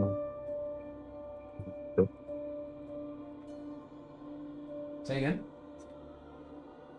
I give her a kiss on the forehead and I say the baby beckons. Oh. Let's go inspect. Okay. Must you? The servants can do that. Just sleep. Sleep. I give give a big hug, and I start to push my way off the bed. You get up. There is a bit of resistance, like the hand around your waist is a bit firm at first, but it's quickly like released. There isn't like a struggle. Like she seems to be tired and half asleep, and yeah, you start to get out of bed. The woman is holding you and is like, ah. And then like kind of seems to like fall back asleep, almost like pulling the sheets over her completely, and you begin to move out of the room.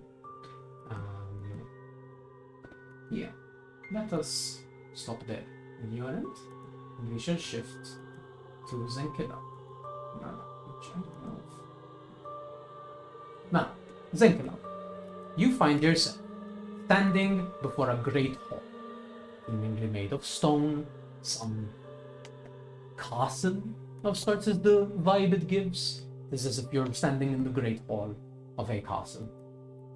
You blink for a second, adjusting to your surroundings. There's large windows to the left. It seems like whatever this building is, it overlooks the sea. And out, it is night, and it is very cloudy. It's like very deep, dark cloud.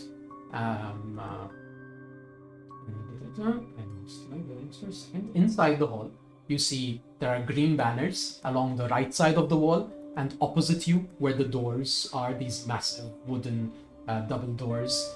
And these green banners, upon them a symbol of a skull with a wand jutting through the skull, and a serpent curling out of the tip of the wand and around the skull. There is a line of black armored soldiers along in front of you. You seem to be standing on top of like maybe like a 3-stepped raised platform, and these knights are arrayed in front of you, facing against each other. Yes. And at the foot of the steps, like just below you, you can see there is a soldier, like fully armored, but their helm removed under their arm, and in the other hand, they seem to be holding some kind of chain. The chain leading to 3 individuals splayed down on the ground, on their knees, their hands to the ground, their heads pressed against the ground as well. Collars wrapped around their necks that tie them to the chain that is being held by the soldier. And as you look at the soldier, there is a familiarity, but it takes a second as you're still adjusting. But then you hear the voice, and the voice is familiar from your memories. And it speaks. Sister, my monarch, I present to you the ecclesiarchs of the High Court. And you notice that the knight is your brother from your memory. Though he is clad in black armor, he seems to have runes etched into the plate. And as you look at them, it's like, it's strange, but very like instinctive. Those are my runes, is your thought. That is a spell I have cast. In this, whatever this is, you know that is a magic of your making. His eyes seem empty, barring for these green beads of energy. There is a gash along the face from the temple, reaching up to the edge of the mouth, going through one of the eyes. And he says this. And now you look at the individuals, as he addressed them as the ecclesiarchs of the High Court. And you remember the phrase High Court from the memory as well. The 3 judges that were arrayed in front of you at your trial, a sham trial as it was. You can see that they are adorned in the same, like these black robes with white flecks on them, though the robes now seem tattered, torn apart, as if they've been through hell. And then your brother speaks once more. They have finally broken against your will and revealed all they had of their insurgents. I ask that you allow me to return the favor they once showed you. Saying this, unsheathing his greatsword, and holding with both hands and placing it above their necks, seemingly ready to execute them. The one in the middle, a voice familiar to you as the voice who had basically ordered your execution and journeyed to the grave to encase it with some form of damning curse. Now speaks this like raspy, struggling voice. allow me to speak, please. And then your brother just, you dare spill your tongue in front of the monarch.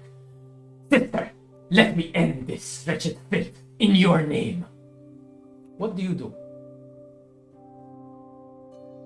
Nonchalantly, I'll be like, let him talk. You see this like a bit of a growl kind of emanates from your brother, but he puts the sword down, like holds You will it have your blood, brother. You will have your blood. and growls a bit. And yeah, they will begin to speak. But I will shift to Oster. Now, Oster, there is a moment as if you feel you lose your breath. Unlike the two of you have not experienced this, but to you, Ostra, you pass through, and there's a moment where it's as if you opened your mouth as you're submerged in water, and like you're struggling and almost starting to suffocate, and then you find air as you're gasping, and you cough, but no water comes out. But there's a moment. You collect yourself, and you find yourself in a library. Study, perhaps, like a small library. You can smell tomes, they hit your senses. There is a dim light, the only light in this room, that's emanating from a desk, from a little lamp, like a glass thing being held, some kind of gas lantern. And there is a person sitting at the desk, and they seem to be turning some pages, humming something to themselves, like a little. Is this the person? It is the person from your memory. The voice, while hard to tell a voice from a hum, you can pick up that there is a similar tonality, but it does not have color.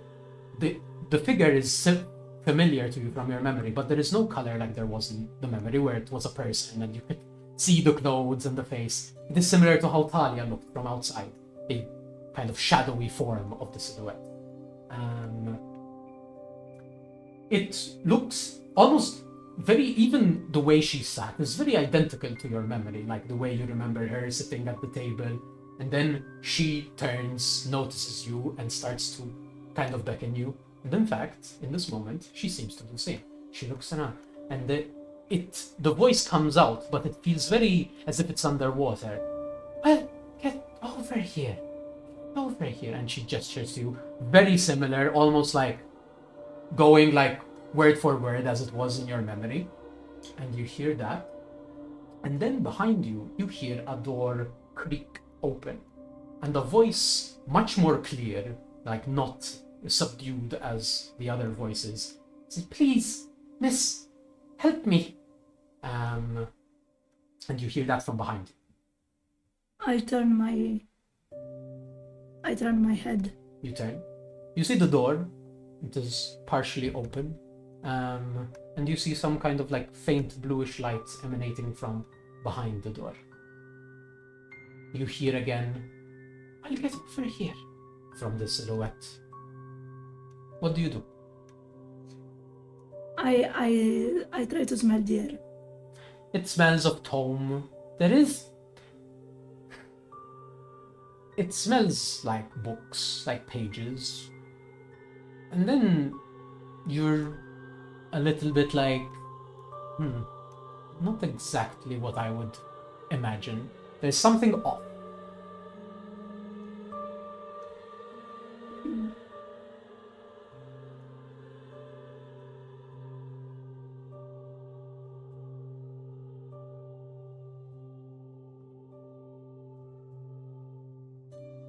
What do you do? Is there a scent of person in here? Not really. As in nothing weird in that sense, but it's like whatever is happening here, it seems like there is something that is muffled, but almost like a replicated memory of yours, the one memory you have, and then something that is different. Just the voice of this like young girl who's asking like, "Please, miss, help me." But you heard it once, and it doesn't say it again. It is then quiet. You see the door and you see the glow. that is behind you, and you turned and you saw it. You turn back, you see it almost loop again. The figure is like back at the top. Turn the page. I'll get over here. And it does it again after a bit. I am going Broken to. record. I'm going to apologize to the memory and then turn and go towards the person that was calling me. You go towards the door. Yes. As you do that, you shift back to Selene. You begin to walk out of this bedroom. You notice a lot of like autumn features, very like orange colors are used to decorate the corridor outside the room. You can tell there is a symbol that is etched into the wall every so often. It seems to be of a tree with its leaves like dropping, like the autumn shift where the trees shed their leaves. And you hear the crying, and it gets a bit louder as you continue to follow it. As you do, you eventually come up to a room where the crying can be heard from inside. Do you step in? Is the place empty? Like, does it, like, other than the baby crying, does it seem empty? The corridor was well decorated. It seemed like part of a building. Like there were other passages. No, like empty in the sense of people. There haven't been any people so far. It does seem like it's nighttime. As far as like outside, it seemed like it was night. It was late. It's like doors to open another door. You try to open another door, and it doesn't seem like it react. Like there is, you grab it, but it's like it's not even a door. It's like it's a wall feature. It's not Like it's just like a painting almost. kind of, yeah. Like there is a doorknob. You hold it. You can pull, but there is no give. There is no hinge. It's as if it is just a wall with a knob on it. Yeah. Oh, go towards the crying baby. You go towards. Open. You enter the room. It is a child's room. There are toys on the ground. These strange, like soft toys and like a ball and very like baby toys. Very simple. It seems like maybe close to like a year-old child. That's kind of the crying is maybe like done. There is a crib under a window. And you walk. You enter. You walk towards. Then picks up a small Yeah, you pick up up, something from the ground, something and, that is, yeah. it's for the crib. You move towards the crib, and as you look over, the crying stops. There is no child. There is a black opal gem in the crib. And as you see it, you feel like this is what you are seeking. At least a part of it. Okay. Yeah. You grab it, and as you grab it, the vision around you kind of fades, and it's as if like time leaps forward. Now you find yourself at the dinner table. To your right sits the same woman, this Lady Dana. She seems to be talking to someone next to her. There is a lot of food on the table, these meats, fruits, and assortment of things you don't even know quite what to label as. Very like fey food that you, even in your memory, it's like you've never really experienced. It's not something you can pull on. It's like strange. And you're sitting there. You hear the mumbling of people talking and eating and drinking, but your vision seems to pull towards this young girl. Has this like very red matted hair. It's like all scraggly and like it hasn't been done, and she seems to be holding an arrow in her hand. And as you like notice it, you're quick to be like one of my arrows is in your mind. Like you can tell on the etching of the wood. It's like something you fletched, like one of your arrows. And you see her clutching it, and there are two kids next to her with this golden hair. They seem very Eladrin. All of the people at the table seem like either Eladrin, maybe like Satyr. There's like a mix of different Fae associated races. But these three kids are Eladrin. And the two next to her are like, no, I want to see, gimme. And they start to like fight over the arrow. And this girl is just like holding on to it desperately.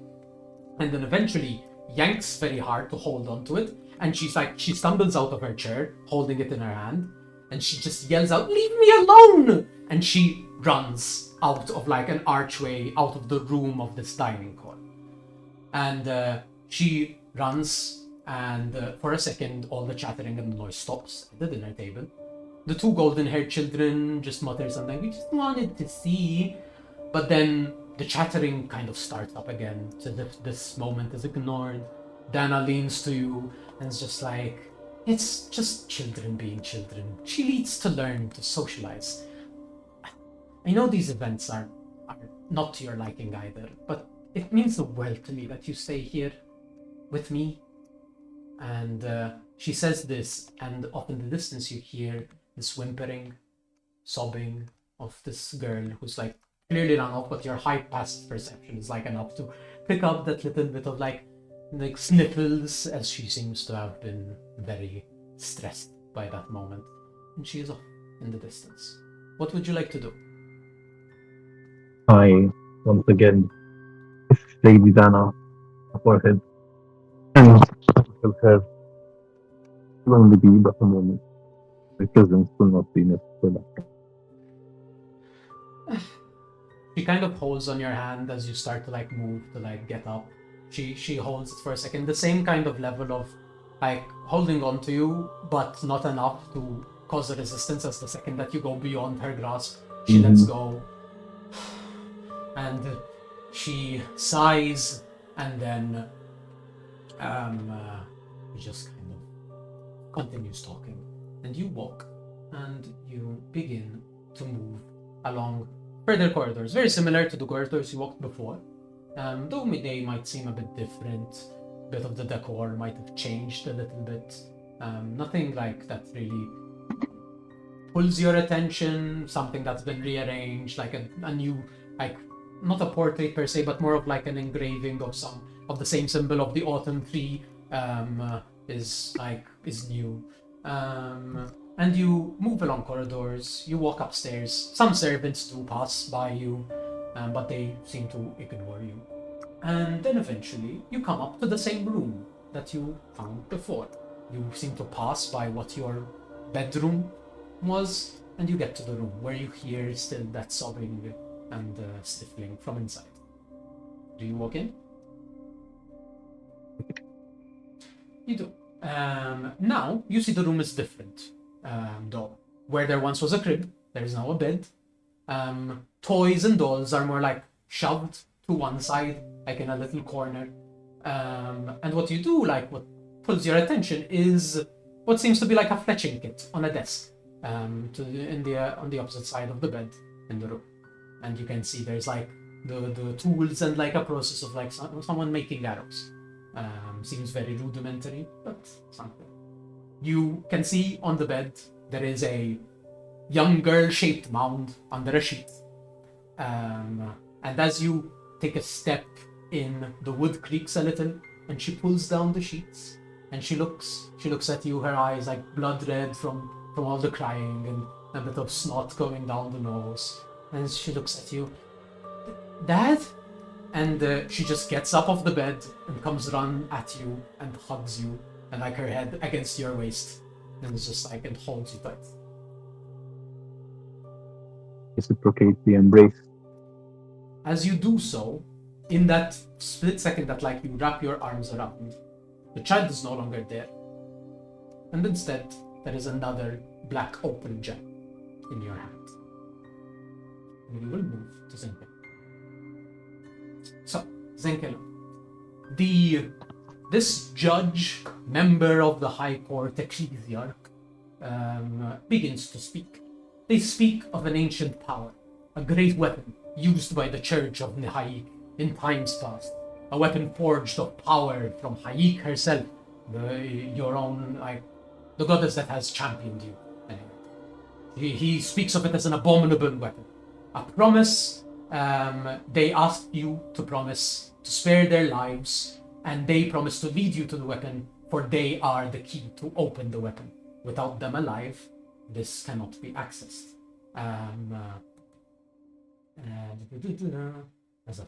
The weapon they speak of seems to essentially be some weapon that can be used to take control of the undead in a time necessary to sway away the armies of Hayik or any of her champion priestesses. And they explain that the vault that holds this weapon requires us, all 3 members, to open it. By sparing us, you save yourselves from having a new ecclesiarchy elected, and thus your enemies having the key to the vault.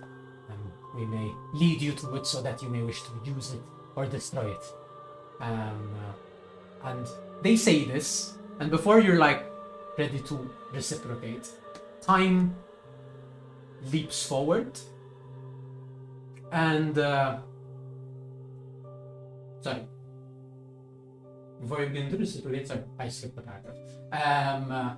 Before you like go to answer, a figure lifts up from beside you, and like you look around, and you do notice that behind you there are 3 thrones, one very large behind you directly, and 2, one to the left, one to the right, and one of them is empty. The other one seems to have this tall figure, this tall, lanky woman, draped in a grieving gown and a wide hat that seems to have a veil that covers the face.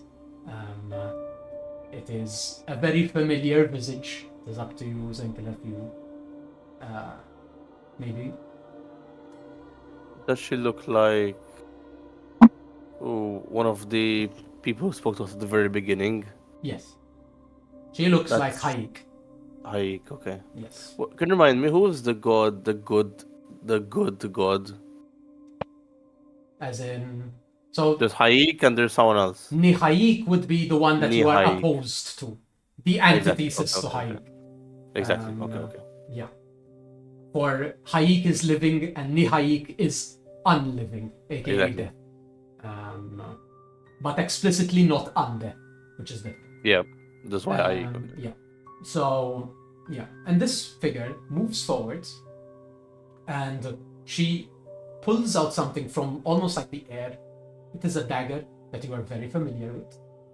She leans down upon the body of this judge who is speaking, and the judge, like, even though like almost unprompted, lifts a hand up, and this figure pushes the dagger into the palm. There is a wince of pain, and this figure collects something, walks over to you, and pulls, like, gestures for your hand, and she places an emerald in your palm.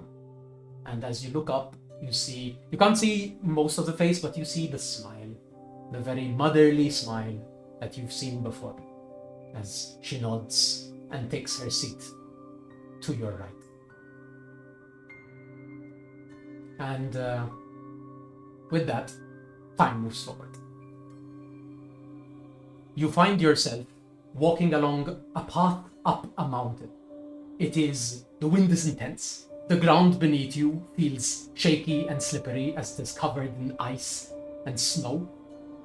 Even though wall against you to one side is like the rock seems to be covered in a sheet of ice that makes it hard to grip onto, and to your other side is abyss, void, and a great fall. You are walking along this mountain, and in front of you are 2 armored soldiers, one of which is very close to you, seemingly like almost protecting you, making sure that like if you lose your footing, they are ready to hold on to you, and the other one leading ahead. Behind you, you hear the grunting of your brother and the clanging of chains as the 3 ecclesiarchs seem to be following behind. The chain being held by another knight, another armored soldier behind your brother. and you are walking. And your brother starts to yell out over the wind and the snow, "Sister, do you sincerely believe that these heretics speak truth? Surely this is some plot, or some inconvenience to waste your time and allow their insurgents further footing."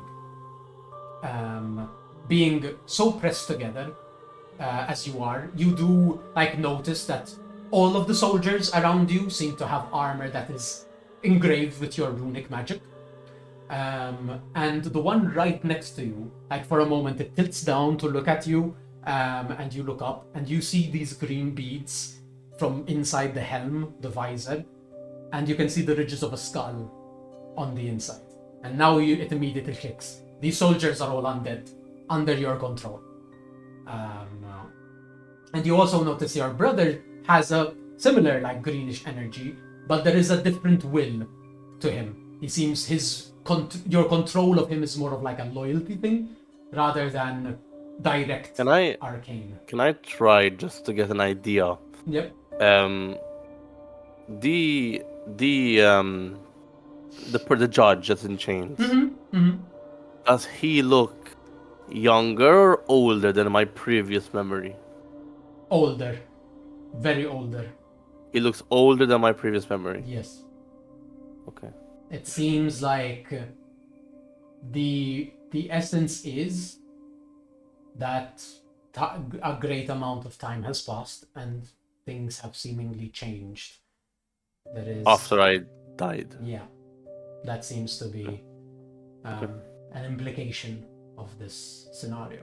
Interesting. Yes, one of the ecclesiarchs yells over the winds, "The temple should be at the zenith. This is no plot. Nihaik has abandoned us. Just seek its end." And they say that. There is a sudden intense gust, and the sound of shifting rock from above pulls your vision upwards, and you can see a sheath of snow coming down as some avalanche seems to have been triggered in the mountain. The knight that is beside you turns around, pulling you in, and pummels both fists into the mountain facade, and essentially creating an anchor. That's you are fully covered by this armored knight. There is just a grunt of brutish strength with no other humanoid reaction, and eventually the snow covers over you, but you are protected under this undead knight. It feels like an eternity almost, as the snow washes over. It's in this current state that you're in, you do not fear death, but you do fear the obstacle that it would take to return from whatever fall this might be. And then it passes. The night slowly removes itself, allowing you to move around, and as you look, you see one knight is missing. The one that was ahead seems to have vanished, probably down into the abyss. Behind you, your brother is pulling himself from against the mountain as well. You can see there are shards of ice and stone jutting out of his neck, and he just pulls them out and drops them. There is no blood that comes out. There is only some arcane reaction there that seems to be the wound left behind. It seems undeathly. And then the other knight behind, whose one pommel is burrowed into the mountain as well, and holds the chain over the edge where apparently the ecclesiarchs are currently dangling as it holds them in place. Your brother yells out, "This mountain will end us, my monarch! Abandon these heretics here! Let us turn back before you are unmade!" What do you do? Let us see where the mountain leads. If they seem to be telling a lie, they will face something worse than that, which you may serve to them, brother. You are too trusting, sister. But as you say it, with no waiting on your brother's response, the undead knight pulls, immediately reacting to your intent, and the ecclesiarchs are brought back up onto the path.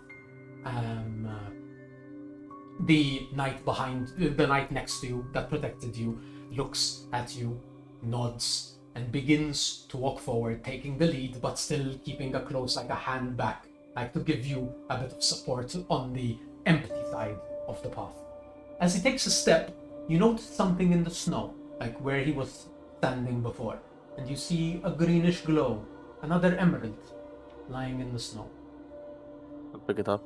You pick it up, feeling as if this is what you seek. You feel you are close to acquiring all of it as you begin to climb to the zenith. Yeah, nice. Awesome. You go to the door. As you go, you push it further open, and you see the glowing light is coming from a blue sapphire that is on the ground, emanating and pulsing. Do you pick it up? You feel as if I reach out and I touch her, and then I pick it up. you touch the. There is no girl here. You see no like person who called you. It is just the But gem. I touch the gem. You Does touch the it gem. react in any way? No, it is a gem. Then I pick it up. You pick it up, and And does it feel like what I was looking for? it does. Or am I about to get eaten? No, you feel as if it is what you were looking for. Not yet. You look around in the corridor. To one side, you see another door. The other side, you notice a portrait. The individuals are silhouetted in the portrait, but there is clearly one sitting on a chair and the other standing at attention, seemingly, a hand on the shoulder. And you can clearly tell that the silhouette is you, and you can clearly tell the silhouette of the sitting person is the person from your memory. And there is this like portrait on that wall. And then you hear Are again. there names No, written anywhere? there are no names. I will kill you. I will strangle you. Though you hear the door on the other side open again, and you hear, Miss, please over here, help me. And as you look, This voice. it's- Can I see a person? this time you look at the door and you do see a young girl, like her head pushed out from behind the door. Human? Harem? Very human, Something very else? no human, fully human. You can clearly tell that like there's a bit of like there's clearly more hair back behind the door, but you can't quite see as they're only like poking their head out.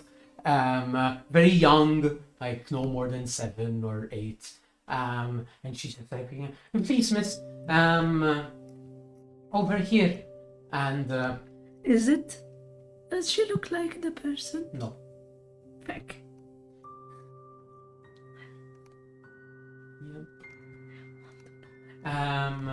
do you begin to move towards the door? Yes. You begin to move towards the door, and you feel again a similar rush of energy that you felt before when you were investigating the glyphs. The little girl like sees you, good, and she goes into the room where she poked her head out from, and now she's not visible anymore, but the door is open, and you may follow if you wish.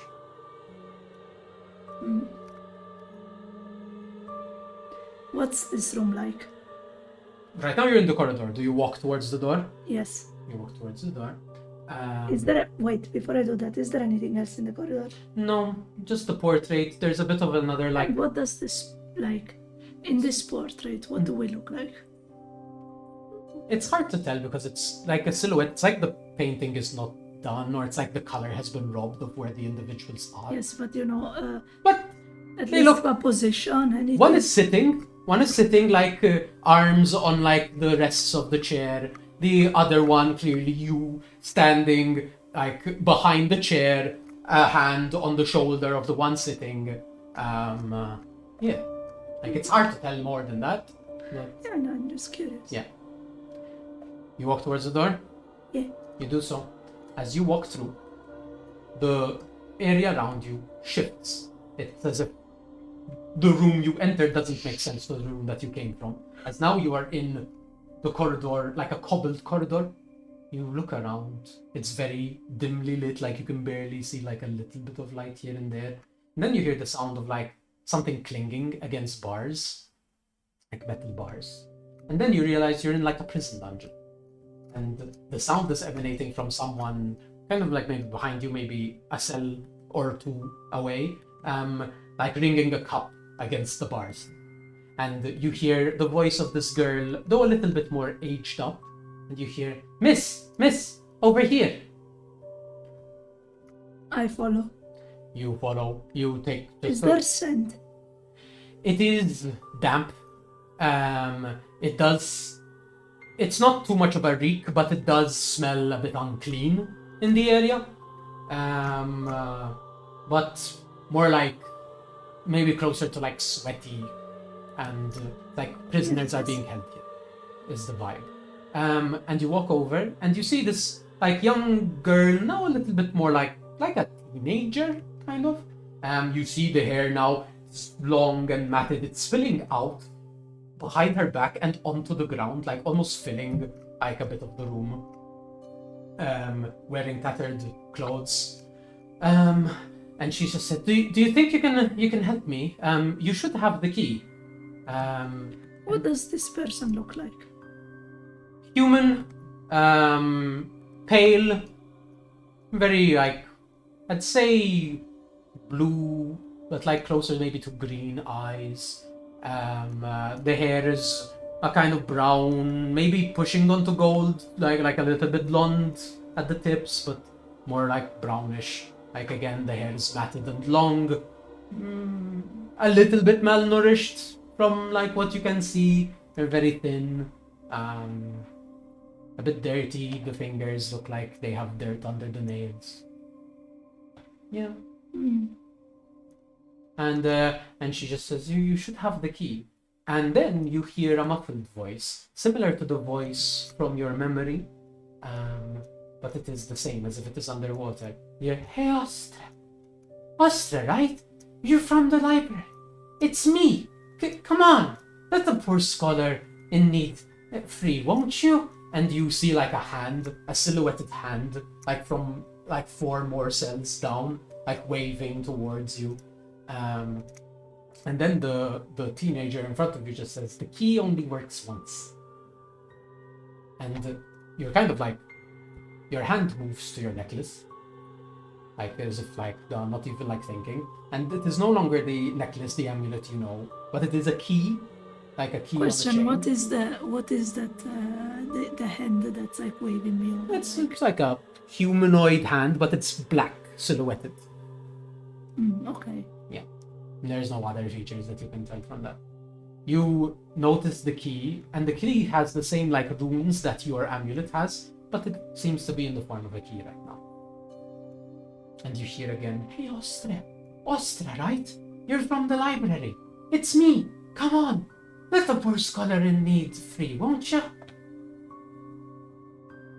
And it keep repeating. After like a moment or so, but the girl just looks at you and is like, yeah, it only works once, I'm sorry. And her voice is clear, but the voice Who of are the other you? one is muffled. Can't really share details right now. But if you help me, maybe. A name at least? I'd like to know who I'm helping. Hope. I unlock the cell. You unlock, you grab the key, you kind of lean down, holding, like keeping it on the neck. And you hear Ostra grumble a little bit about why the shade's so short. It is impractical. You lean down, you unlock the key, you unlock the cell, and you pull out the key. And as you pull out the key has turned back into your amulet, as you used to. And yeah, you do so. And she just says, thank you, miss, much appreciated. As she opens the cell, and she'll be like, all right, I'll see you in a bit. You're on the right track. And she just runs off. And as you turn your head to like follow her and like as she runs off, I'm going to be like, be careful. You say that, I will. And the voice fades and she's not there anymore, but you see a blue sapphire on the threshold of the cell door that you opened. It is on the ground again, glowing. I grab it. Grab it. And we shift back to Sina. Man. Let's get to where we are. Yes. Now, off. So, as you have the black opal in your hand, the second opal, time moves forward again. And it's like world shifts around you once more, and now you find yourself out in the open, like a grove, like a beautiful, sort of like a garden area, but this is more of like an open patch where the garden is a little bit to your side. And you see a young teenage autumn Eladrin with red matted hair. She's holding a bow, the arrow notched as she pulls back, like struggling a little bit. And you can see that there's like a bullseye target, like about maybe like 50, 60 feet away. And she pulls and shoots, and the shot hits dead center. And she's like, Dad, look, I hit it. And she goes off running to get the arrow. And as you like look at her, as she shouts that and goes to grab the arrow, you hear hooves from behind you, and you see two centaurs walk into the space, and a horse where Lady Dana seems to be riding atop it, like coming into the area. And she sort of like smiles at you, but very clearly it feels forced. And as she gets close to you, she says, Husband, my mother requires a meeting with our daughter. Is she ready from her training? The girl actually comes over, the arrow in one hand, the bow being held in the other. Hi, Mom! Dad was teaching me to shoot. I managed to get a hit. And she lifts up the arrow in her hand. And Dana's like, all very good, darling. Your grandmother wishes to speak with you about what we talked about earlier. And the child's expression, the teenager's expression, just immediately drops. And it's like, but I don't like Austin. He's a dumb brute. And Dana said, Katya, watch your tongue. I won't hear more of this. Selene, speak some sense into her. As like you are addressed in this moment, you feel a sudden surge of energy, like a bit away from you, very similar to your power to detect portals and rifts opening, and you feel such a rift open, off further in the distance, a bit further away, but you feel it, but it's not quite open yet. You feel as if the energy is there, the potential for a rift is opening. Yeah, you start to even see like tendrils, similar shadowy tendrils to what you saw as you entered the cave. But then it doesn't seem like anyone else is noticing this, and the girl beside you pulls on your clothes and just leans up. Dad, please, don't make me go. I want to stay with you. What do you do? I kneel down. What's the age gap now? Like, is she like still a kid? The vibe feels like she's closer to maybe 16 at this point. 15, 16. Okay. And is she like tall, short? Decently tall, to be honest, at this point. Not taller Okay. than you, but Okay. like for a 6', like the vibe of it. Eladrin, elven biology is weird. Yeah. No, like probably technically yeah. it's like 50 years now. Yeah. Like or something, but Yeah. the vibe is Yeah. the vibe is Yeah. Oh, I do not kneel down. Kind of whisper in her ear. I tell her, you want to be in a way a quick little adventure. You and me. She, like, her face brightens and she nods. My count of 3, okay? Grab my hand. She grabs your hand, and as you grab her hand, she's no longer there. There is an opal in your hand, and I'd like you to give me a wisdom saving throw. Oh. Last one went Yeah. amazingly. Yeah. I haven't used this one in a while. Just an opal for an opal. This needs an actual surface. Isn't. Listen, gemstone dice are pretty and all, but I don't want to break it. Yeah, So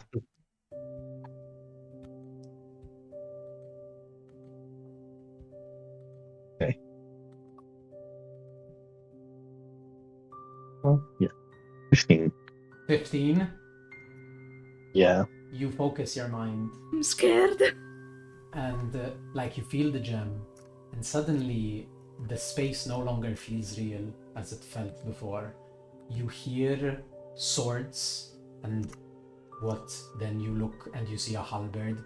As you see, the centaurs and the Lady Dana are now silhouettes of themselves, but they have their weapons drawn.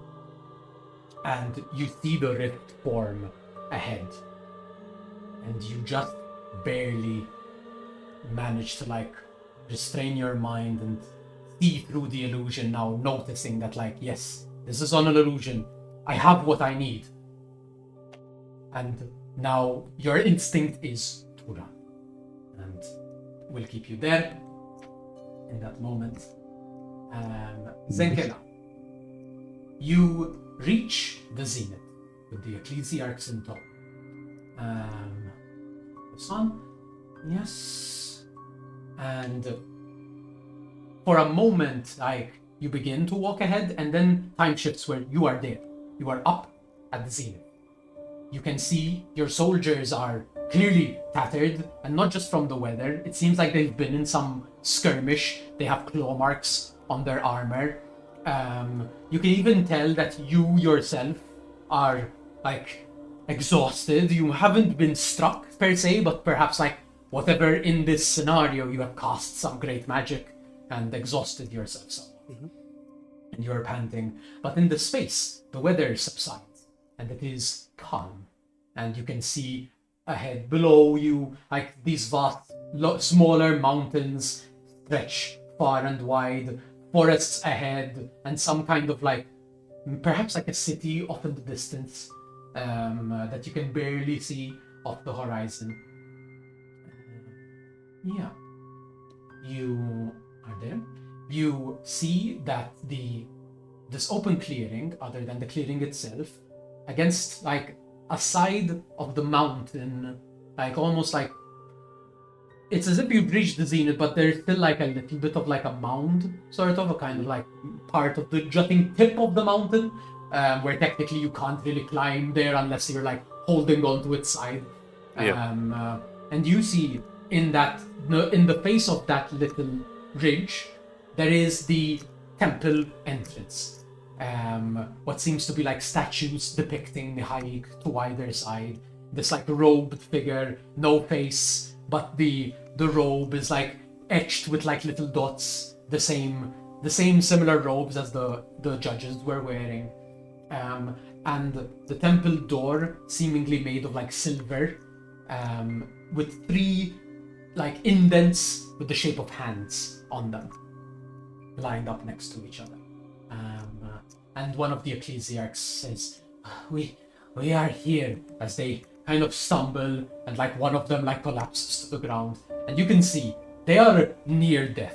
Like whatever you went through and your soldiers went through to fight, they were part of it, but they had nothing to defend themselves with. One of them seems like they're wounded and bleeding out, and they're trying to like hold each other aloft. Your brother slams the sword to the ground, holding on to it.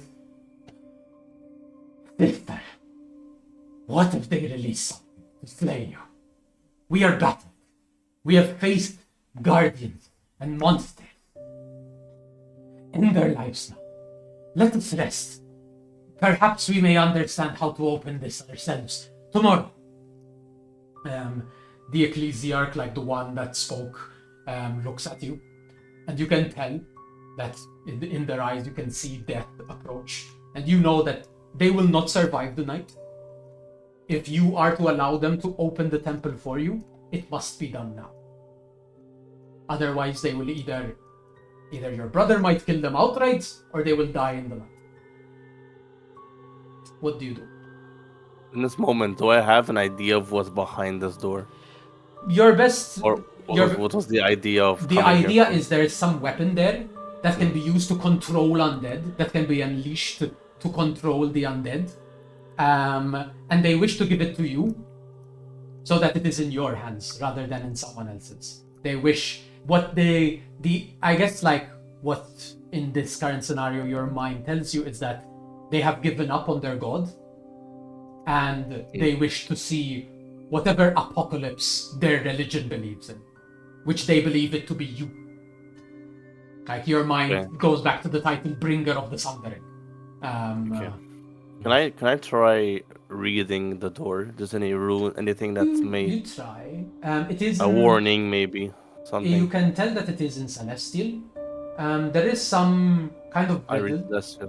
What you best can tell is like it kind of confirms the Ecclesiarch's story, but it's done in a very like riddleic way. It's like when the tree reached the zenith, only then will the abomination be released. Use like it's very like whimsical and Dana, but the essence is there. There is a weapon here that is imbued with heretical energy, the energy of Haik, the control of the undead, and it can only be released with the members of the High Court of the Ecclesiarchy, which you have at your disposal. Yep. Say, bring them forward. The knight that is holding onto them immediately moves, like whatever wear and tear it has, it ignores fully at your order, and it begins to move forward. The Ecclesiarchs almost being dragged forward with it. They are pushed towards the door as they kind of like help each other up. Each of them lifts up their left hand and places it onto one of the various indents, and as they do so, the temple door begins to open. And as it does, I would like you to make me a wisdom saving throw. Question. Knowledge of a past life, that's only for ability checks, right? Not for saving throws. I will check for you. It says when you make an ability check, so I yeah, assume then. Okay. So I keep forgetting I have an ability of my piety, Oh, which I keep forgetting. I know you have a teleport that you used once. Yeah, if you fail a saving throw, you can re-roll it, and you must use the new roll. Once you use this rate, you can't do so again until you finish a long rest. I always forget it. That would have been. I don't think I've used it once. that would be good. We'll keep it in mind. That's a dirty 20. With a dirty 20, you almost are like the glow of the temple door like pulls you forward. The ecclesiarchs step back and they almost reach next to you, and the one who spoke turns to you, and then as like you almost blink, they are no longer there, but rather the emerald, this glowing green emerald, floats in the space where they were. You see the temple door open, but there is no like entryway, but rather the tendrils, the shadowy tendrils, the same that you entered from. And then you hear a loud roar as from behind you, your brother, like you turn the silhouette of your brother now, as the illusion fades, whatever kept this realm a reality breaks. You hold what you need in your hand, and you hear him rush towards you. And we will leave you there, as we will go to Austin. Man. You said that. So, the environment, you see the girl run, and as she runs, and you say, hey, be careful, I will. The space around you fades once more, and you are enveloped in the space of a tavern. There is a smell of alcohol, food, sweat. There's noise of tavern patrons yelling and celebrating and fighting, but it's all muffled, saying very underwater. And then you hear again the voice from your memory. Ostra, hey, Ostra, over here, over here. You see one like a silhouette against the table, like gesturing towards you. And then you hear the voice of the girl again, though again somewhat aged up. And you hear, Miss, can you come help me out one more time? And it comes clear to you. And you see now a young woman at a table of her own. She seems to be much more like... Before I move, before I do Yeah. anything, Yeah. I want to try and ask desperately Yeah. to the voice from my memory, please tell me your name. You ask, and you hear like there's a momentary pause, as if like she was going to say, Ostra, hey. Oh, of course. It's... And there is no sound. I will strangle you. I will use the mouse cord to strangle you.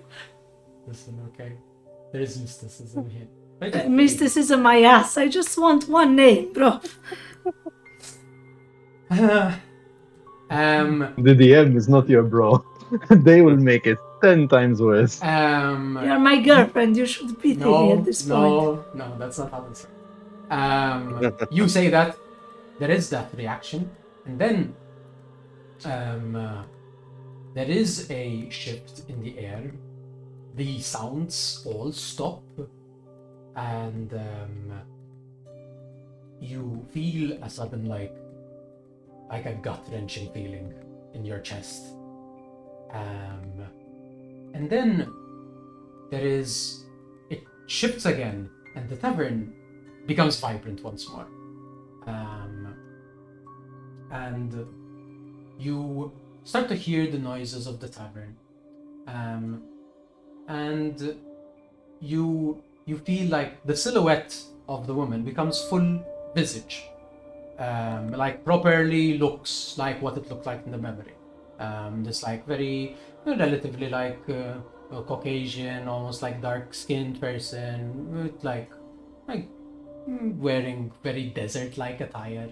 I step back towards the table where Hope was. You turn in that direction, and you can see it like in that location. It's almost like a glitch in the area. Wisdom saving throw? I need you to make me a wisdom saving throw.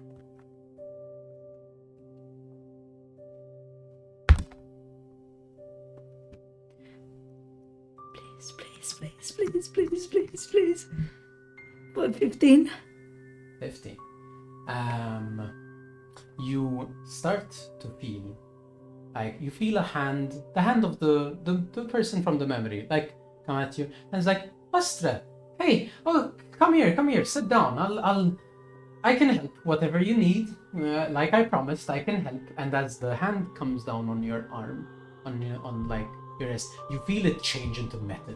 As you feel it turn into chain, you feel like another hand at your shoulder. As you feel again metal, something trying to wrap around you, and immediately your instinct is like you pull away. You go into the direction of where you saw Hope before, and there is a moment where everything turns again, and now everything is silhouette. The figures of the tavern, the figure of Donna is silhouetted once more, and you see Hope on the table. It's like, come on! And at this point, we are going to do one initiative round. So I need all of you to roll initiative. What do you fucking do? I would like to inform both Selene and Ostra. As an aside, it is 5. I know. I said 10 plus 10, 15 minutes. I want to resolve this. We're almost done. Yes. No, just making sure. Just to let you know, Selene and Ostra, you just succeeded. I fucking despise you. 15 was exactly. Had I not Yes, that you go to. If you they have using the if you remember that ability in that moment, I would have been like, in yeah, time. you can definitely use it. 25 I might look total. at your face when they roll. I rolled a nat 20 and I have alert. Nice. So 25 for Ostra, 16 for Zinkela. 16 for Zenkela. Fucking. You can roll. Yeah. 30-20. Dirty 20. That was meant to be an easy math. Don't know why I fucking got it. And you are lucky for the veil rolls a 10. A So you all go first. Telen, you hold the 3 black opals in your hand. You see the rift Wait. open. Yes. 3. Why 3. does he get 3? I only got 2. Because you haven't gotten your last one yet. While you did not move, you did choose. You Oh, asked. fuck off! You asked the question. This wouldn't have been a problem if you had just answered me for a change. No, it would have been a Lol. it would still be a But at least I would have had an answer. You chose. You tempted to learn. Curiosity got the best of you. Curiosity kill the cat. Despise you. Selen, 3 opens in your hand. Yes. The rift ahead of you. These entities behind you, only about 20 feet away from you at this point. The rift, I'd say, would be about 90 feet, give or take. But it is your turn.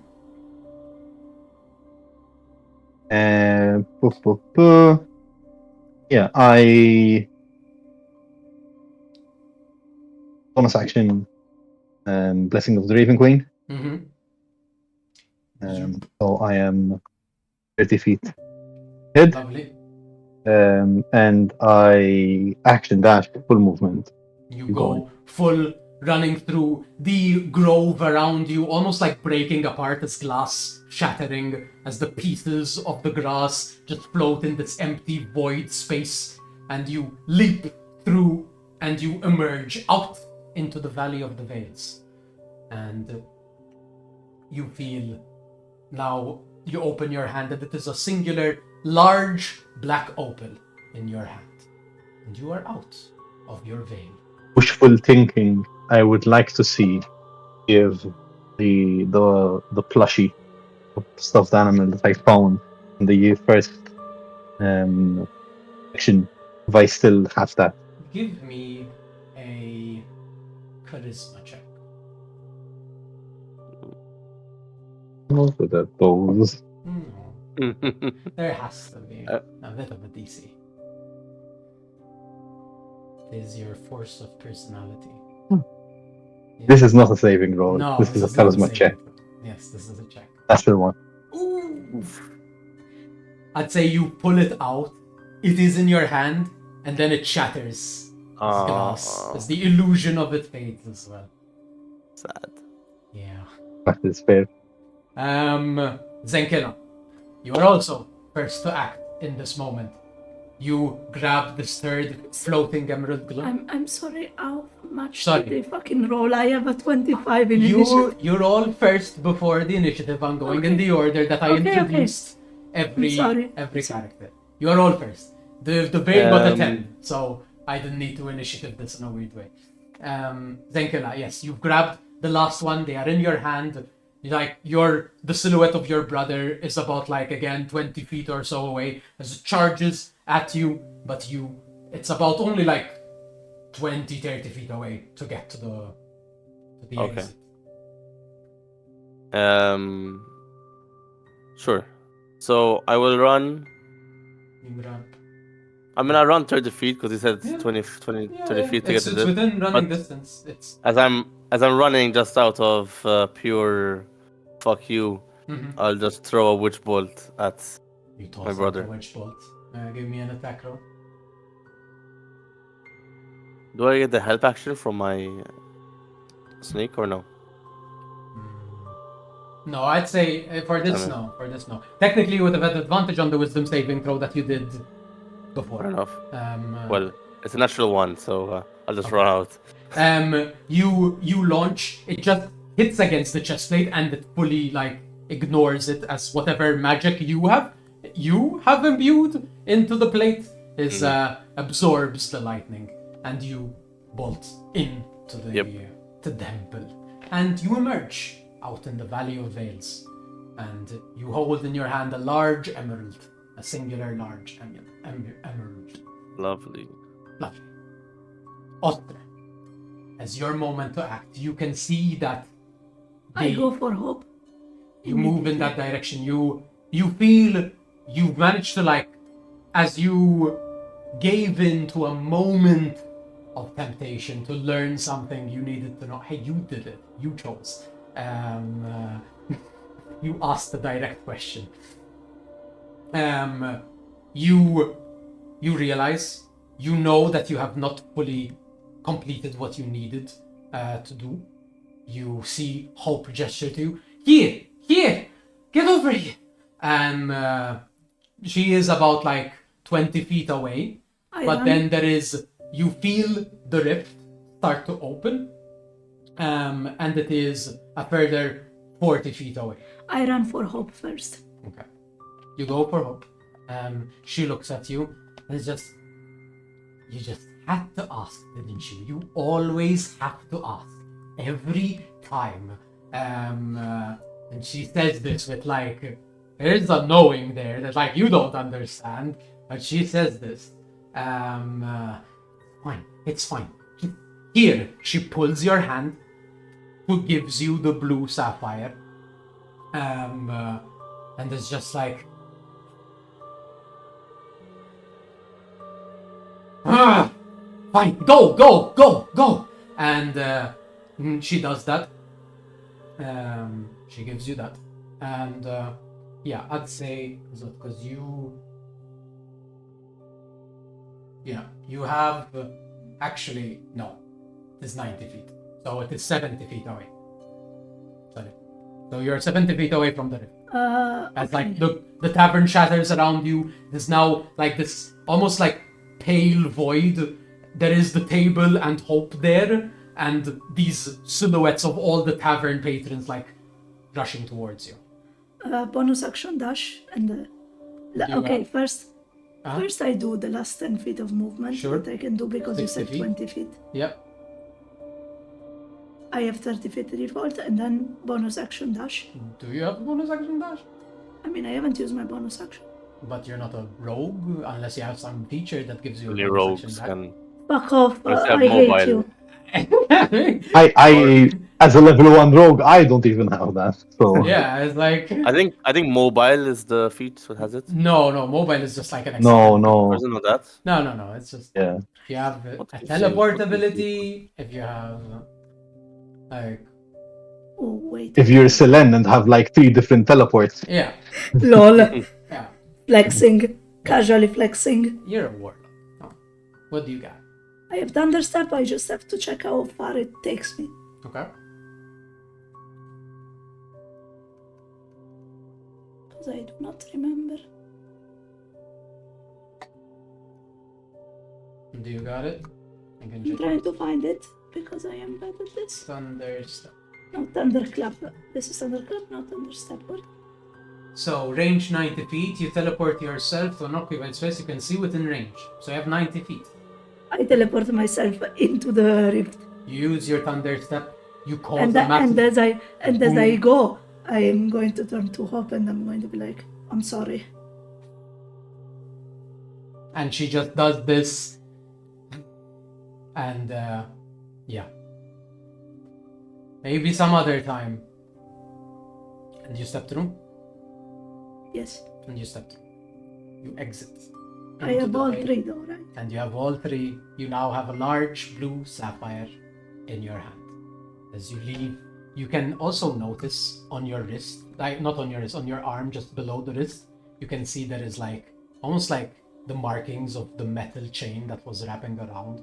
You also feel it like almost like like kind of like hot metal being pressed against your skin. You see it there. It seems to have not left like a lingering physical damage, but there is the mark of it. And yeah. And with that, achieving the essence of who you might have been, what you might have believed, what could have been, you feel you are successful. And with that, we will close today's session. Don't even get to see my memory. This is bullshit. Well, at least you succeeded, just barely. You do feel like Silen and Austria, you feel a lingering itch, just like against the neck, a bit of like sweat that like as if you're still like tense and stressed, but like with no really visible reason to be. Even like in this moment, there is a reason, but once you calm down, it's like it's still like the itch is still there, and it's like, why is it still there? And you start to like scratch at it a little bit too aggressively as well. But yeah, we will end it there. Lovely. Fun. Thank you guys. Good job. You succeeded. And thank you everyone who stopped by. I appreciate. Oh, we had also a chatter. Thank you, Dark Hockey.